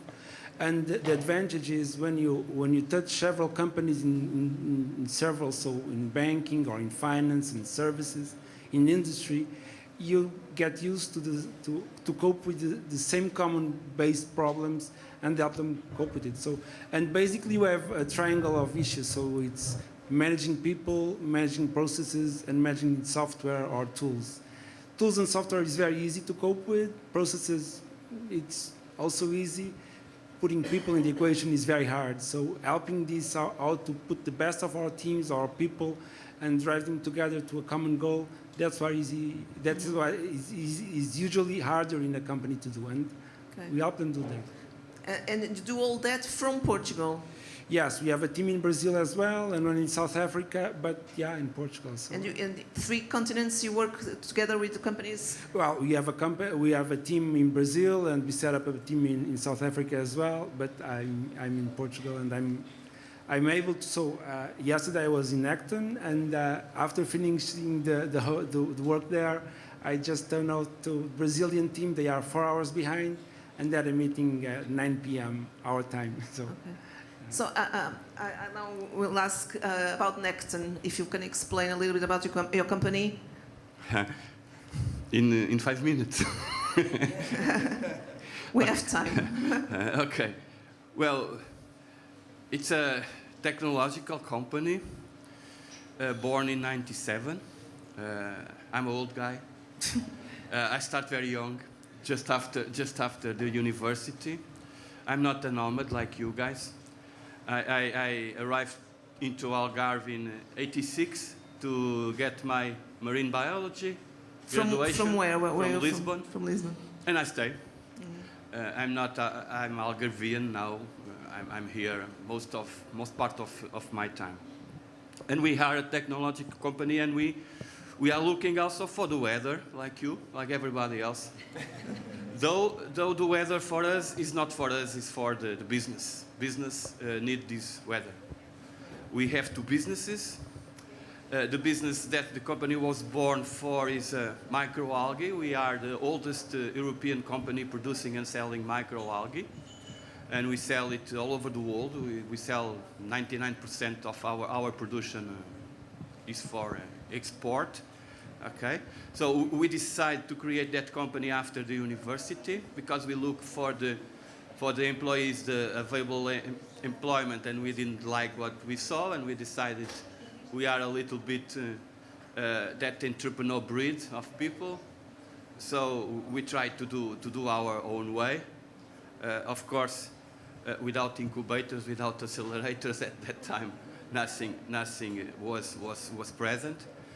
And of course, to create a microalgae business in '97, it was something insane, even for idiot people that we consider ourselves. We have a lot of ideas, eventually too much ideas. And it was something insane. And imagine yourself going to a bank and ask money to produce microalgae, to produce plankton. And of course, that anybody was giving us a cent. Okay? So we had to invent a salt business.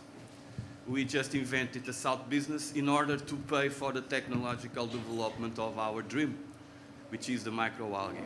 And in fact, we did a very, very good work on the salt business, and we reinvented the salt business in the country. We are that company that sells the flor de sal that you buy in the supermarkets. For sure, you use that product. We are distributing in all the supermarkets in the country.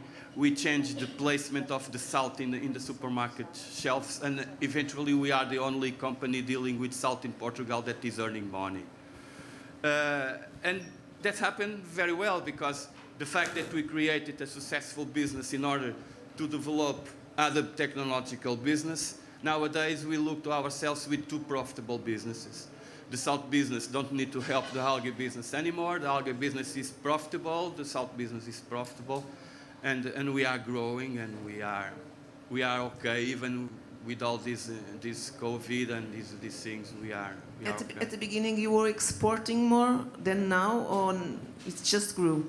Well, the salt we had to export it first because when we start producing this kind of salt, the Portuguese law didn't allow us to sell it in Portugal because the salt law at the time was telling that the salt should have 99% of sodium chloride, and our idea was completely different. Our idea is that, well, we are biologists, and we know life was born in the ocean. Life was in the ocean for 90% of the time that life is in the planet was in the ocean. So life came to Earth from the ocean. And what is impressive is that the chemical composition of the ocean is the same from the start, when life started in the ocean, and today. Well, today it's a little bit more polluted, but the chemical is the same. And we told, well, if the life was born there and stayed there that million years, so for sure that life needs all the minerals that are in the sea water. And we create a concept of salt like sea dust. Like we take a little bit of seawater, you take out the water, and the rest is the salt that is good for your health, okay? But happen that that salt only have 90% sodium chloride, okay? The other 10% are all the other 82 different minerals that are there and that we need, okay? And the law didn't allow. So we had to export to Germany, we export to France, we export to Belgium, and then we present the invoices to our minister and ask them, you need to change the law, because if we are allowed to sell in Germany, by European law, we are allowed to sell in Portugal. So the minister changed the law, and nowadays we can sell in Portugal, but we were 1.5 years, 2 years selling only in other countries in the European Union just to change the Portuguese law. Yeah. Besides those laws, for you are the main challenges for a company like yours to grow in the Algarve? It's simple, regulation. Just that part, yeah. Yeah, just that part. Imagine, I used to tell this. We know a lot about algae. We have knowledge to grow almost 20 different strains, species of microalgae. We do research on that, a lot of research on that. And suddenly, if I find some kind of strain that produces some very important oil or protein or whatever, you can name it. For me, it is much easier to go to China to produce there the algae, to import the algae to European Union, than to produce the algae in European Union and sell it there. Regulation is a nightmare for new things. And this is something that European Union is not taking care, because the governments and everybody are asking, people are asking you, are asking us, give us innovation, give us new things, bring new products, bring new ideas, okay? And then we do that, and then when we want to go to the market, the law is not ready for the new products, for the innovations, and we cannot sell because there are no regulation, there are no law that allow us to sell the products. And this is a little bit counterproductive, because there are a lot of money being put in research and development that at the end of the day stay in the shelves of the universities, stay in the patents that worth nothing. And the people that is paying for the research and development, our taxes are paying for that, and the people don't get back what the economy should bring to them because of the innovation. And you do a lot of research in your company too. Oh yeah, yeah. This is a strange company, because the president of the board, it is myself, is responsible for research and development. So the company is very focused on research and development as a drive in order to bring products. And we have a research and development team that serve the business unit of salt, bring more products, bring more ideas, bring new packaging, bring new things, and also serve the microalgae business in order to solve the problems, the contaminations, the whatever you can imagine. We are there to do it. And because of that, we are always putting new products in the market. We are very dynamic, because the research people push the other people, and also the people from the production go back to the research to ask the questions. And you do all that with total respect for the ocean and sustainability and all those values? We produce sea salt. We produce salt. We only sell salt to people. We don't sell salt to anything else. Our company only sells salt to people. And then we have the algae that we sell to food, and that we sell to cosmetic. We sell a lot to cosmetics. So we depend on the quality of the water.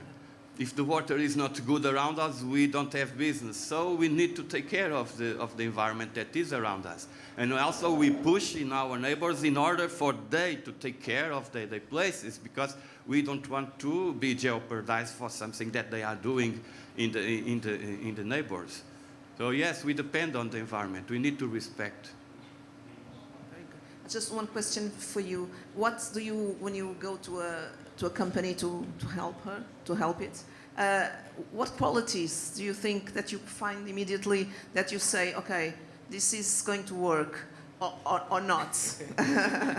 There is no magic formula. No? So the challenges, so usually you find a company, and in these companies that, well, when you're talking about 100 million those kind of companies, they have a board, the founders are far away from the business. In regular business, in regular companies, most of the times there are the owners that had an idea, a passion, and they move forward and started. I had one customer that started himself, and then he and his wife, and then 10, 20, 200, 300 people in 2 countries, and he started business one guy only. And you see that, you see the passion, the enthusiasm. Usually these guys know the drill, so they did it everything by themselves, start one guy and then expanding. And so you don't know what's going to be bulletproof as going well, but you know exactly what happens, at least what probably will go south. And when you don't have, well, the driver or the passion, that's one thing. The other thing that it's very, very hard to cope with is managing people. It's very hard to manage people. And so you can be the best in your class doing that kind of thing, but then you cannot do it alone. Sooner or later, and if you get successful, you will have a team. You'll have to recruit, you'll have to manage them, you'll have to delegate leadership. And leadership, it's very hard because you don't learn it at school. And usually in large companies, to have the leadership skills in your teams, it's very, very hard and very hard demanding. And what big companies... How do you change that? Yeah, big companies ask themselves that. And what big companies used to do is, okay, let's buy this leadership training. And so a guy comes with PowerPoint slides and say, you're going to be a leader if you read like this. And that doesn't happen. So to be a leader, you have to give them the tools, but you have to be on the job guiding them. So putting goals, KPIs, planning, but you have to be shoulder to shoulder. This kind of help you cannot do by PowerPoint. You have to be in the customer, with the people, and helping people in their daily changes, because usually when you go to a company, the problems they always say is the same. Communication. We communicate very poorly. We don't give feedback. We don't have planning, and that's what the team said about. It's not because people don't want to do it. It's basically we think, oh, well, everyone in my business knows what to do. That's not true. So people need guidance, needs leadership, and these leadership skills are very hard. So we give them direction and help them in this path. Yeah, but your job is also to keep them realistic, no? Because being too ambitious and wanting too much. Ambition is very good. No, yeah. I disagree with you. Ambition is very good. You have to be ambitious. So wanting to dream too high is not a risk? Too high, well, it depends what you define too high. Yeah. So you have to have ambition. You never should think small. So when we started my venture, so we started in Portugal, but our very goal was we have to go international. We have to go to Brazil and to the UK. And we are raising money in the first time, and I went to an investor from UK, and he said, Paulo, what are you doing in Portugal? Start in Brazil, because in South America is a huge market. Well, yes, but in Portugal... People always think Portugal is too small, right? But Portugal is too small, and there is no reason. So we have the talent, and we have the tools, so we should think internationally. We should think in expanding. If you're designing a business just to be, or it's a local business, or else you can compete easily with other countries. I've worked with people from many countries, English, German, and we have the same talent here, and we have an advantage because it's cheaper. If you buy the same talent in Portugal, cheaper than you buy it in the UK, in Rome. That's a huge advantage. And that's a huge advantage. So if you have the talent, and now it's very easy, okay, to have customers in Germany, or in Russia, or in South Africa, it's really easy to do that. So why not? We should target to expand and to grow. But in Portugal, you have a lot of companies that want to work with you to grow. Yes, but most of the some of the companies think, oh, I want to expand locally. But why? Why? If you have the differences, if you have the competitive advantage, why not go further and expand? Sure. it's just because Paulo is working with us, and I can share from our side. Your experience. And eventually share also to them, because when you have a startup, you have a startup, and you know everything about your company, from the door until the door. You know everything, every detail, every people. You know the children. You know the husband. You know everything. But then you are successful, and your company start to grow. And then suddenly you don't have 6, then you have 20, then you have 40, and then you have 60, 70 people.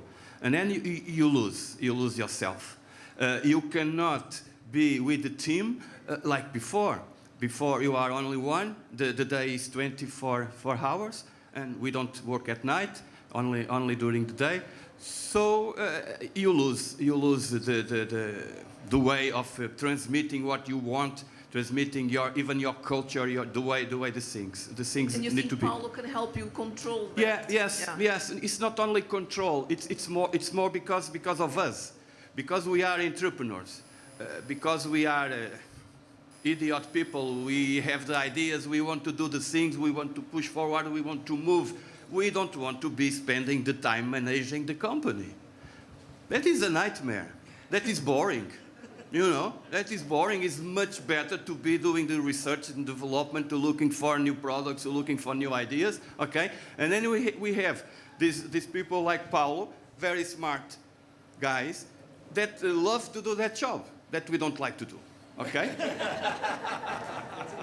Okay? Yeah, it's a way to put it. It's you know, each one of us like to do one kind of things, and when we do what we like to do, we can excel. We cannot excel doing things that we don't like to do, and we need to excel. Every one of us need to excel in order to succeed. So we need to get help from others that excel in other parts of the life that we don't like. Okay? That's cooperation. Yeah, that's cooperation, and then we talk with Paulo, and Paulo in some way can give to our team the tools that we need also to follow them, and they to follow us.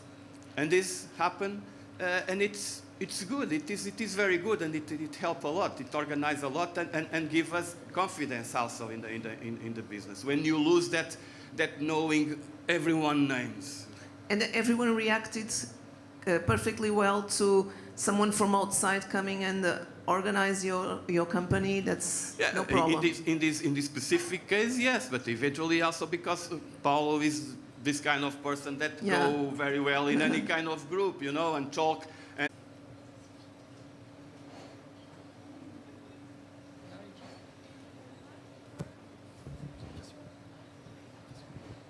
you explained it very well. Just a question for you about the local treasure in the Algarve. You talk about salt and microalgae. Is there any other treasures, local, that you have in mind? A lot, starting with the medronho, and ending in the fish. Well, there are a world of opportunities. All over the place, even in Sahara, there are opportunities. People need to check for it, need to have the ideas, and need to push forward. It's not sorry guys, but it's not the local that make you an entrepreneur or make your company to be successful. It is yourself. Of course, that being in a nice place, it's good. It's good for us, but then you need to realize around you where are the competitive advantages of the local that you are in. And you need to work on that competitive advantage. We are in the Algarve because of that, because of the sunshine. We need sun to produce salt. We need sun to produce the algae. So we are in the southest point that we could be in Portugal and almost in Europe. Okay? And we are continuing looking for competitive advantages. That is something very, very important. And we are a production company. We are a primary production company. Nowadays, it's almost a sin to produce goods. Everybody wants to produce zeros and ones and other kind of things. We produce goods that came from the sun. So here the Algarve, anything that goes with weather, with sun, there are big opportunities. We have extraordinary weather for agriculture. Unfortunately, we don't have a lot of agriculture. Soon we will have all the soil filled with solar panels and not with agriculture. People think more in energy than in food. But again, you need to look forward opportunity. When I see all that almond trees with all that fruit that nobody pick, that is a shame. We should take care of that. There are a lot of treasures, hiding treasures all over the place. I agree totally. I have a question for Paulo. Paulo, in the former talk, we were talking about the lack of infrastructure to develop startups in the Algarve, especially accelerators, incubators, structure to have small entrepreneurs, small companies to grow. So what you describe about what the mission you did with João was exactly that, was to scale up. Obviously not from the startup level because it's a company with history, but don't you think that what you are doing should be made at a higher level in a larger structure, and all across the Algarve to help entrepreneurs? You mean to help companies or to raise money? I think both. Both. I think raising money now is usually so. My first startup, I did it about 12 years ago, and 12 years ago, when I went to venture capitals, it was really hard. So and it's really hard. So they just make one investment per year, 2 investments per year, which is really crazy. And in my case, what really worked, so I fought for every paycheck. So the first investor, the other investor, we started by private investors. And at one point in time, and I was dealing with venture capitals for almost a year, and the breakthrough was I have a guy from Finland that came, and someone called me, Paul, he's a guy from Finland, you should talk to him. And I went, of course, in my jeans. It was a Sunday afternoon. We spent the whole night, and at the end he said, okay, Paulo, we are now in October. I want to invest in your company. Let's say if you have this ready prior to Christmas. And he did. So a sample agreement that we scratched there, and he sent me the money. This money is for how many months? Well, 10 months living. Okay, so that's done. And when I get to the venture capital, I say, okay, I had a guy that in one afternoon, he put me more money that you are considering to put in a year time. This, he's from, can we meet him? He's from abroad? Yes, he's from abroad. So, and I think now things are much easier for looking for capital. And I think if I was going back 12 years ago, I wouldn't stay in our venture capitals just here in Portugal, because now it's very easy. You just pick a plane, go to London, go to... I think it's still hard to get money in Portugal, but now it's much more easier to go to other countries and just search for money. So in our Brazilian unit, we have several ventures that are looking for help to get in capital from Europe, because they want to come to Europe and expand here. So I think that's a path. I think it's easier now. I really think it's easier. Just adding something about the accelerators and that things. We have in Algarve something. We have Korea in Algarve University. We have something. And then, listen, there is a price to pay for any decision. And we cannot want to be in a calm place, in a small city where the things are slow, where we can think, when we can relax, when we can enjoy the environment, and at the same time to have all the services that the big cities have. This cannot happen. The money is not enough to pay for everything. So when people want really that help from the big accelerators, that are very good big accelerators in Lisbon, in Porto, that are very good big accelerators in Braga, including, but we cannot have that kind of things in each town, because it is very, we don't have, I don't know if we even will have clients to be there. We got at Accelerator in Lolé, we got a cosmetic company some years ago in order to produce sunscreen out of microalgae. It was a crazy idea that we had. We were there at the accelerator. The accelerator is still there. And what we noticed that it was empty. There were no companies there. There were only 2 or 3 companies, and the place full of empty space. There are always that kind of, you know, of balance between the things. Okay, more questions?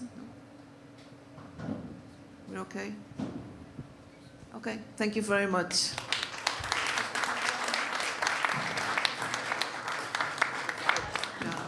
Acho que tenho que tirar a foto.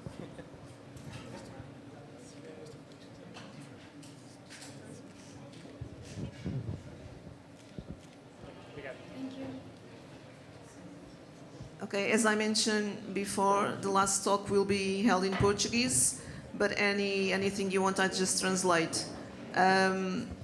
Vamos falar de matérias-primas algarvias como fonte de inovação e inspiração.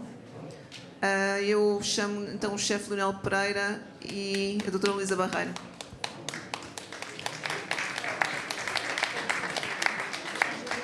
Olá. Sim.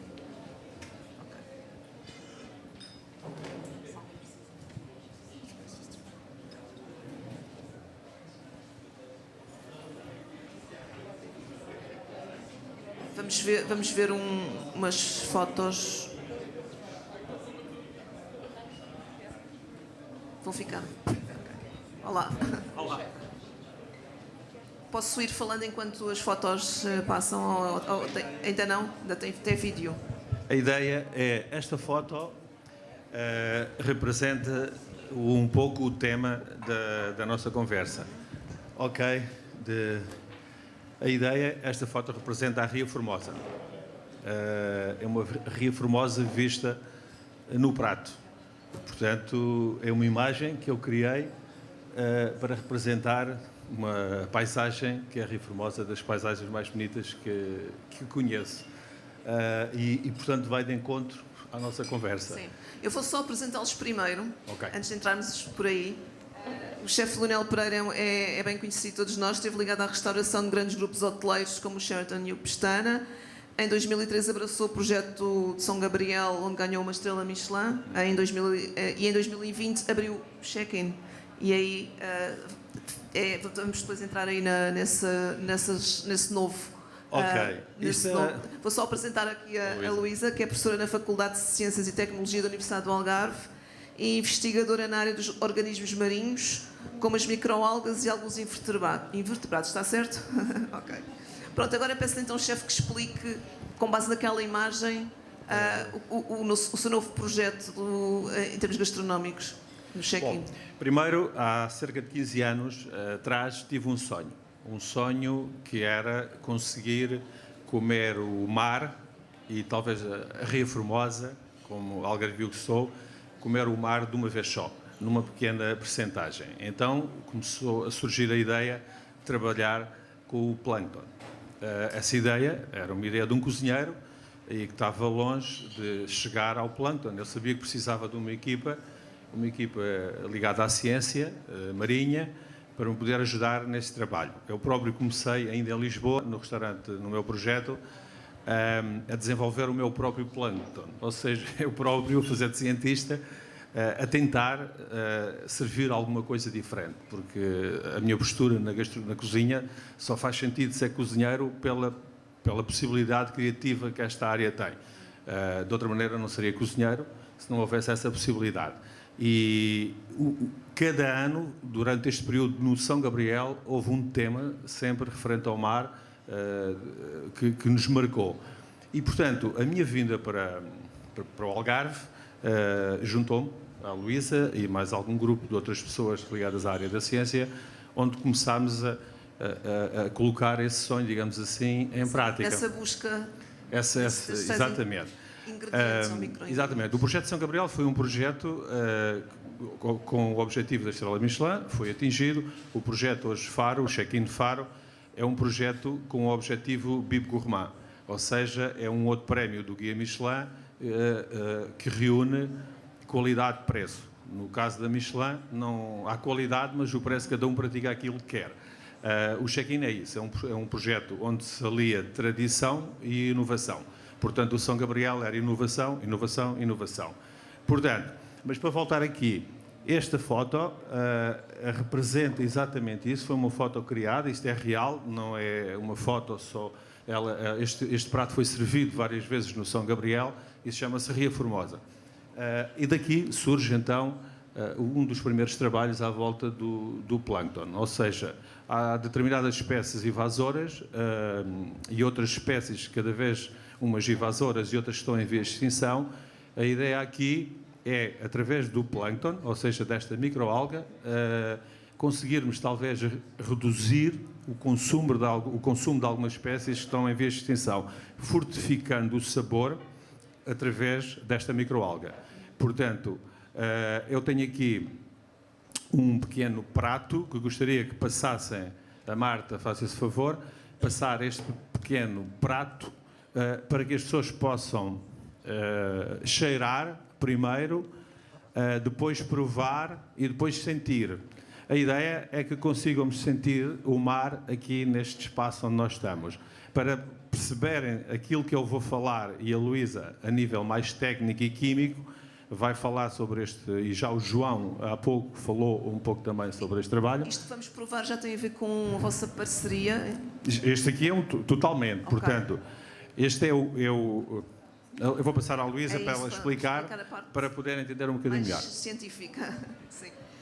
Então, eu já trabalhava com organismos marinhos, como se explicou, portanto, não era só com microalgas, trabalhava também com aquelas macroalgas que nós encontramos na praia e também com invertebrados marinhos. Mas a ideia era sempre tentar encontrar compostos que pudessem ser aplicados na indústria cosmética ou na indústria farmacêutica nesse meio. Não estávamos ainda muito ligados à parte da alimentação. Andávamos à procura de outras espécies. O João ainda agora disse que a Nectan produz cerca de 20 espécies, o que é muito para uma empresa de microalgas produzir 20 espécies diferentes, mas a diversidade de espécies que existem só na nossa costa é milhares de vezes superior às espécies que são atualmente cultivadas. E esta espécie, esta microalga que está aí, que podem provar, foi uma microalga que foi isolada por nós aqui na costa algarvia, foi isolada dentro da Ria Formosa, e quando nós nos apercebemos das propriedades que ela tinha e que eram excelentes para a sua produção, e depois cada vez que a produzíamos sentíamos este cheiro e o sabor maravilhoso, então foi aí que eu introduzi, eu já conhecia o Lionel. Eu ia perguntar isso, como é que vocês... Nós conhecemos-nos com outro projeto, também com organismos marinhos, mas que são plantas que crescem nos sapais, e que era muito... Nós estávamos a desenvolver o cultivo e estávamos a tentar potenciar a ação antioxidante que essas plantas têm, e precisávamos também, porque são plantas vendidas para a alimentação, e não é só a parte funcional que interessa, a parte dos benefícios, interessa também a parte do sabor. E, portanto, essa parte nós não sabemos avaliar. Portanto, esta parceria com alguém que é o especialista na parte organolética era muito importante. E foi aí que nós conhecemos o Lionel. O Lionel foi, digamos que, o chefe consultor de um projeto de investigação científica para desenvolver plantas halófitas, que são estas plantas que crescem nos ambientes marinhos dos sapais, e depois houve um dia que eu levei só um tubinho, como o tubinho que o Lionel estava ali a espalhar pelas tacinhas, e disse-lhe: olha, Lionel, eu sei que já trabalha com algumas microalgas, que ele já me tinha dado a provar alimentos que fazia com elas, experimente esta, vai ver que vai gostar desta. E depois o Lionel logo conta a experiência que foi em relação depois à descoberta. E se quiser comentar esta foto também? Não, esta foto representa bem portanto, esta já é uma outra foto.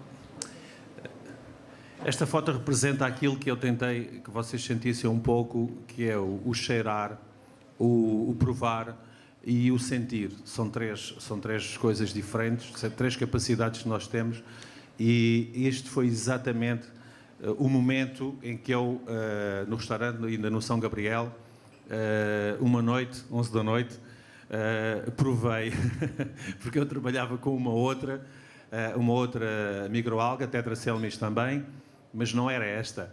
E eu tinha guardado esta com medo de desiludir a Luísa, que tivesse que lhe dizer a verdade, e dizer que a dela não era tão boa como aquela que eu já usava.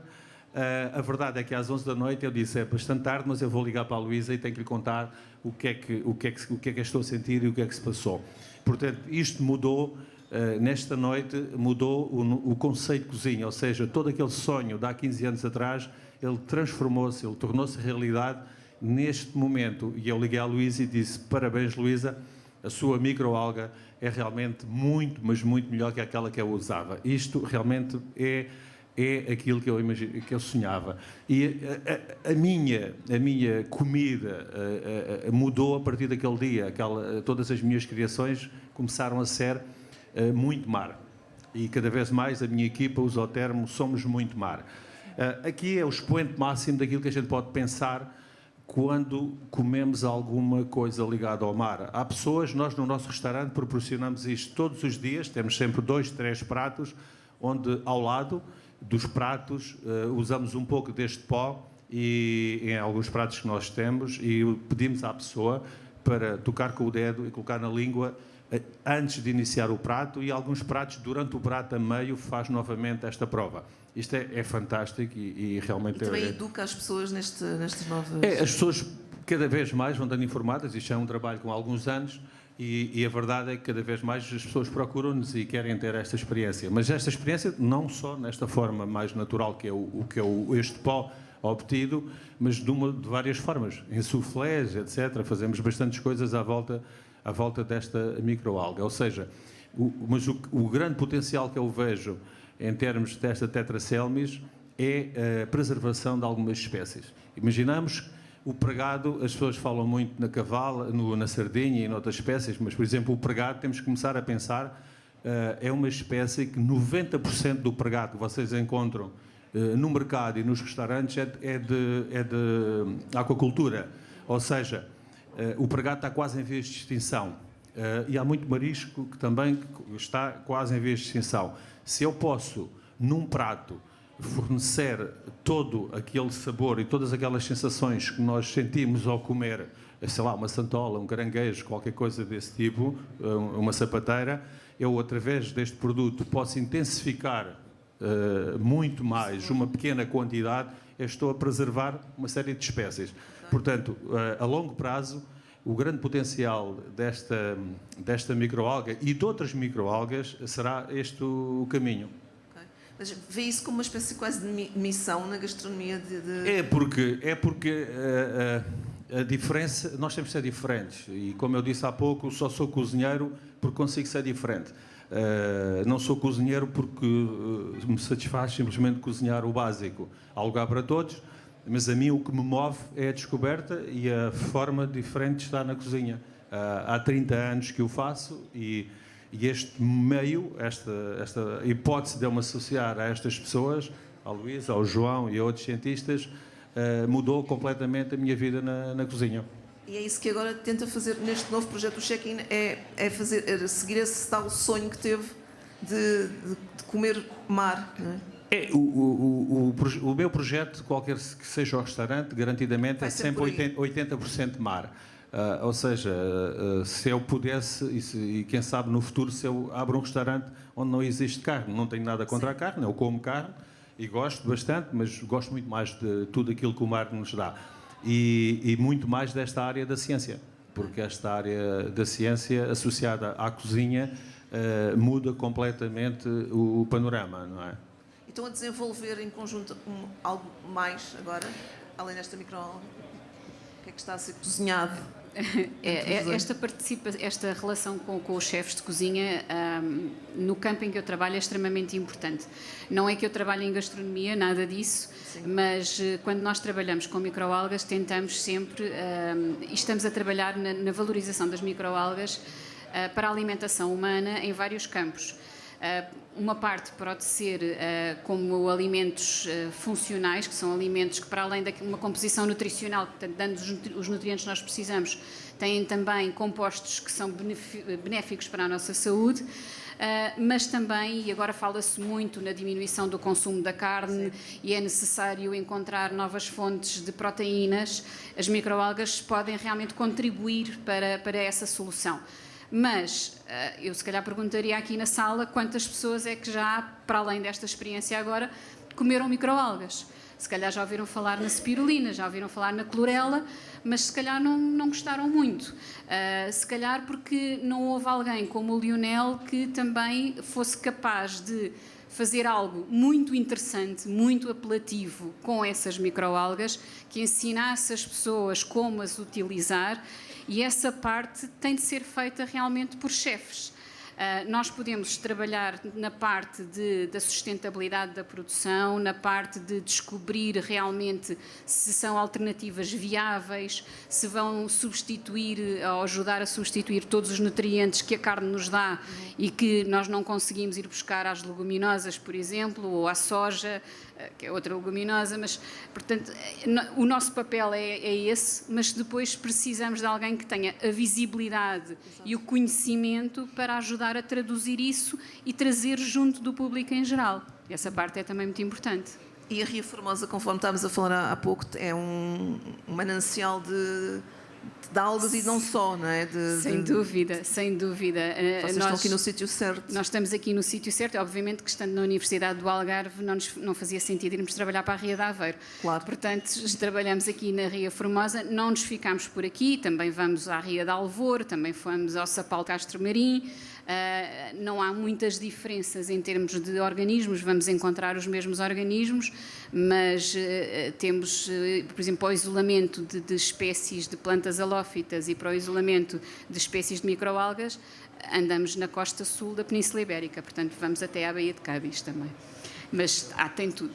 Eu faria aqui uma pequena apresentação de alguns pratos onde se consegue reunir as duas coisas. Portanto, esta aqui temos uma estrela do mar. A ideia é, obviamente, não podemos apanhar as estrelas do mar, temos que as proteger, essa é a nossa função acima de tudo, e conseguimos criar uma estrela do mar através da essência, ou seja, das cascas do carabineiro, da cabeça do carabineiro, aquilo que muitas vezes as pessoas jogam fora. Portanto, toda a parte vermelha que está aqui em forma de estrela foi feita, e tudo se come o que ali está. Portanto, foi a minha imaginação do sabor de uma estrela do mar. Nunca a comi, não pretendo comê-la alguma vez, mas eu fiz a minha própria estrela do mar. Ou seja, dar às pessoas o que é o meu pensamento sobre uma estrela do mar. Qual será o sabor se coméssemos uma estrela do mar? Ou seja, entretanto, reúne aqui o camarão que está em cima, ou seja, usámos a cabeça, usei como veem, preservei o camarão ao máximo, isto tem um sabor a carabineiro incrível. O camarão foi preservado ao máximo porque usei uma pequena quantidade, menos de 20 gramas de camarão. Mas por cima do camarão está um bocadinho verde. Esse verde representa a tetracelmis que lá está, a CTP4, onde vai intensificar muito aquele sabor. E depois temos as halófitas aqui, neste caso temos o funcho do mar e temos aqui o saltifinger, que são duas halófitas deste projeto, onde isolámos cerca de 12. Ou seja, talvez no mundo tenhamos sido pioneiros e tenhamos o maior número de halófitas isoladas, identificadas, e que finalizámos o projeto com um pequeno livro em forma de manual. Ou seja, aqui conseguimos, através deste prato, perceber um bocadinho o que é este projeto, ou estes dois projetos em conjunto. Há outro, que é as espécies invasoras, um projeto sobre o Guadiana, esse sim foi com a Alexandra Teodósio, a vice-reitora, onde fizemos um projeto de mais 3 anos sobre as espécies invasoras do Guadiana. Porque é que essas espécies estão a aparecer e por aí. Aqui é mais um prato lindíssimo. Isto é uma ostra tipo bolhão-pato, ou seja, toda aquela forma que nós conhecemos de abrir as amêijoas à bolhão-pato, mas aqui, novamente, usando a salicórnia, a ínula e o verde, tem que estar sempre presente das nossas microalgas. Outro prato fantástico, os berbigões, é que nós temos... A Ria Formosa tem tudo. É brilhante. Quando há pouco se falava no paraíso, o paraíso é a Ria Formosa. O paraíso está connosco aqui no Algarve. Isto é o paraíso, a Ria Formosa.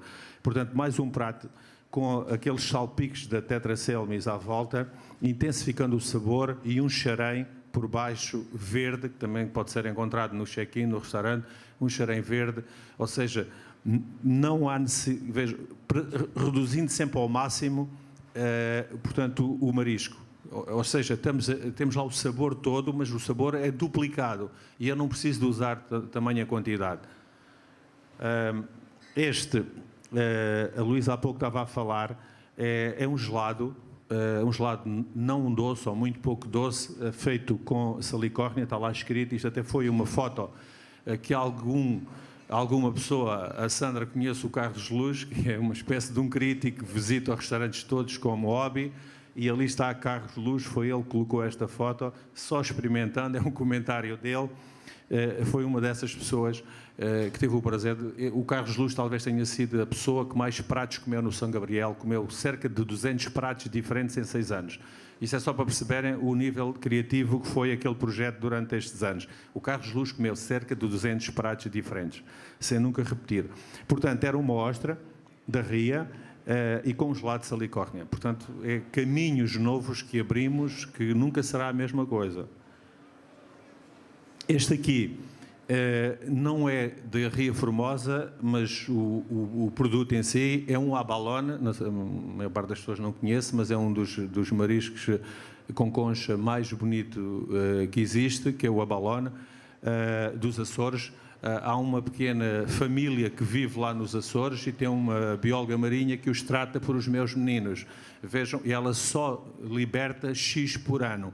Ela controla a família, a população dos abalones, e que chega àquele número, não deixa comercializar aquilo. Chegaram alguns a nós, foi uma altura, um mês, e depois não existiram mais, e criámos este prato, novamente valorizando os pargos do mar, que está ali escrito, e os abalones dos Açores, como está também escrito lá em cima.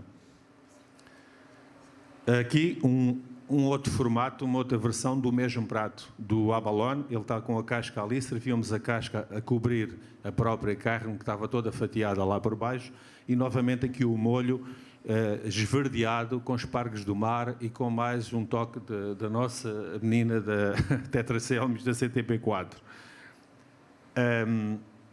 Aqui um outro formato do mesmo prato, com uma espuma aqui também do mar, abacate, ruibarbo e... Não, ferro de engomar. Este é importante falar neste aqui, porque é um ser que existe aqui na Ria Formosa e pela cor, pelos pontinhos amarelos que ele tem, é um búzio diferente. O nome científico chama-se Symbium ola, mas mais conhecido aqui por ferro de engomar, mas ninguém o come, na verdade. E as pessoas, quando provam, têm sempre uma reação positiva? Nunca teve nenhuma reação? A minha cozinha não é uma cozinha própria para estar sempre a ouvir reações positivas. Uma vez que a cozinha é criativa a este ponto, eu tenho que estar preparado para ouvir algumas reações diferentes. Eu não quero mesmo... Ou seja, estes pratos, só para vocês perceberem, eu tenho o hábito de estar sempre presente nos meus restaurantes. Quando fecho, vou para férias, aí é que aproveito para viajar. Mas durante o ano, durante a temporada, tenho o hábito de estar presente e vou à mesa todos os dias falar com as pessoas. Agora, tenho que ir preparado sempre para tudo, não é? E muitas das vezes não é para me defender, é para ouvir, e simplesmente ouvir. Agora, é verdade que ao colocarmos pratos destes na mesa das pessoas, temos de estar preparados para ouvir tudo e mais alguma coisa. Portanto, há coisas que eu, no menu 16 pratos, que fazia parte do menu de degustação, 12 a 16 pratos, eu tinha sempre 3 ou 4 pratos que não eram para serem entendidos. Esses pratos eu estava preparado para ouvir o pior. Porquê? Se somos criativos e se assumimos como criativos, alguém não tem que entender aquilo que nós fazemos. Ou seja, quando as pessoas dizem está muito bom, está perfeito, é porque eu não atingi o meu objetivo. Se eu quero provocar, se eu estou um passo à frente, algo não tem que ser entendido. É como uma pintura, é como outra coisa qualquer. Eu não me sinto artista de maneira nenhuma, porque a minha criatividade acaba muito rapidamente. E após a digestão, acaba a criatividade do cozinheiro. Portanto, eu não me sinto artista nenhum. Mas, no fundo, há uma parte que eu tenho que criar alguns pratos em forma de provocação e a pessoa não tem que entender tudo. E é aí, nesse particular, que eu tenho que ouvir, muitas vezes, aquilo que se calhar não gostava. Mas gosto. Porquê? Porque eu sei que me estou a expor de certa maneira, ok? Muito bem. Penso que temos de estar Aqui, acabar daqui a pouco. é só, mas este aqui é o prato mais complexo de todos aqueles que nós criamos. Este projeto aqui engloba 3 áreas, esta foto. Está ali alfarreca, ok? Representa uma espécie invasora do Guadiana. A alfarreca nunca tinha sido dada em Portugal, uma alfarreca para as pessoas comerem. Está ali. A alfarreca é o verde, aquilo não é a cor natural dela, ela é translúcida, como vocês sabem. Eu coloquei-lhe em cima um pouco da microalga. Tem o carabineiro e tem o xarém, aquela cor é feito com as halófitas. Portanto, este sim é um prato que engloba as 3 áreas e é um prato, sim, complicado, um prato que não dê a toda a gente. Alguns jornalistas comeram e algumas pessoas comeram, mas pronto, este é para entender um pouco o que é que foi o projeto, ou o que é que tem sido este projeto como um todo. Muito obrigada. Vamos ver se há perguntas daqui da parte da audiência. Instruções. Não, a instrução era cheirar, provar e sentir. Esta é a ordem que se deve fazer isso, que é smell, taste and feel. This is the idea. Smell, taste and feel. And feel the sea in this area. Mais perguntas? Questions?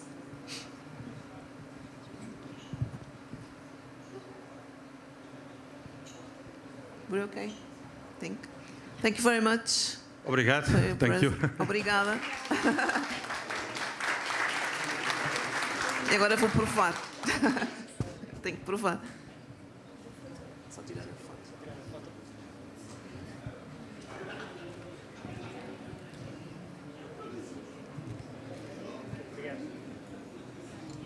Obrigada. So that's the end of our talks. Hope you enjoyed them as much as we did.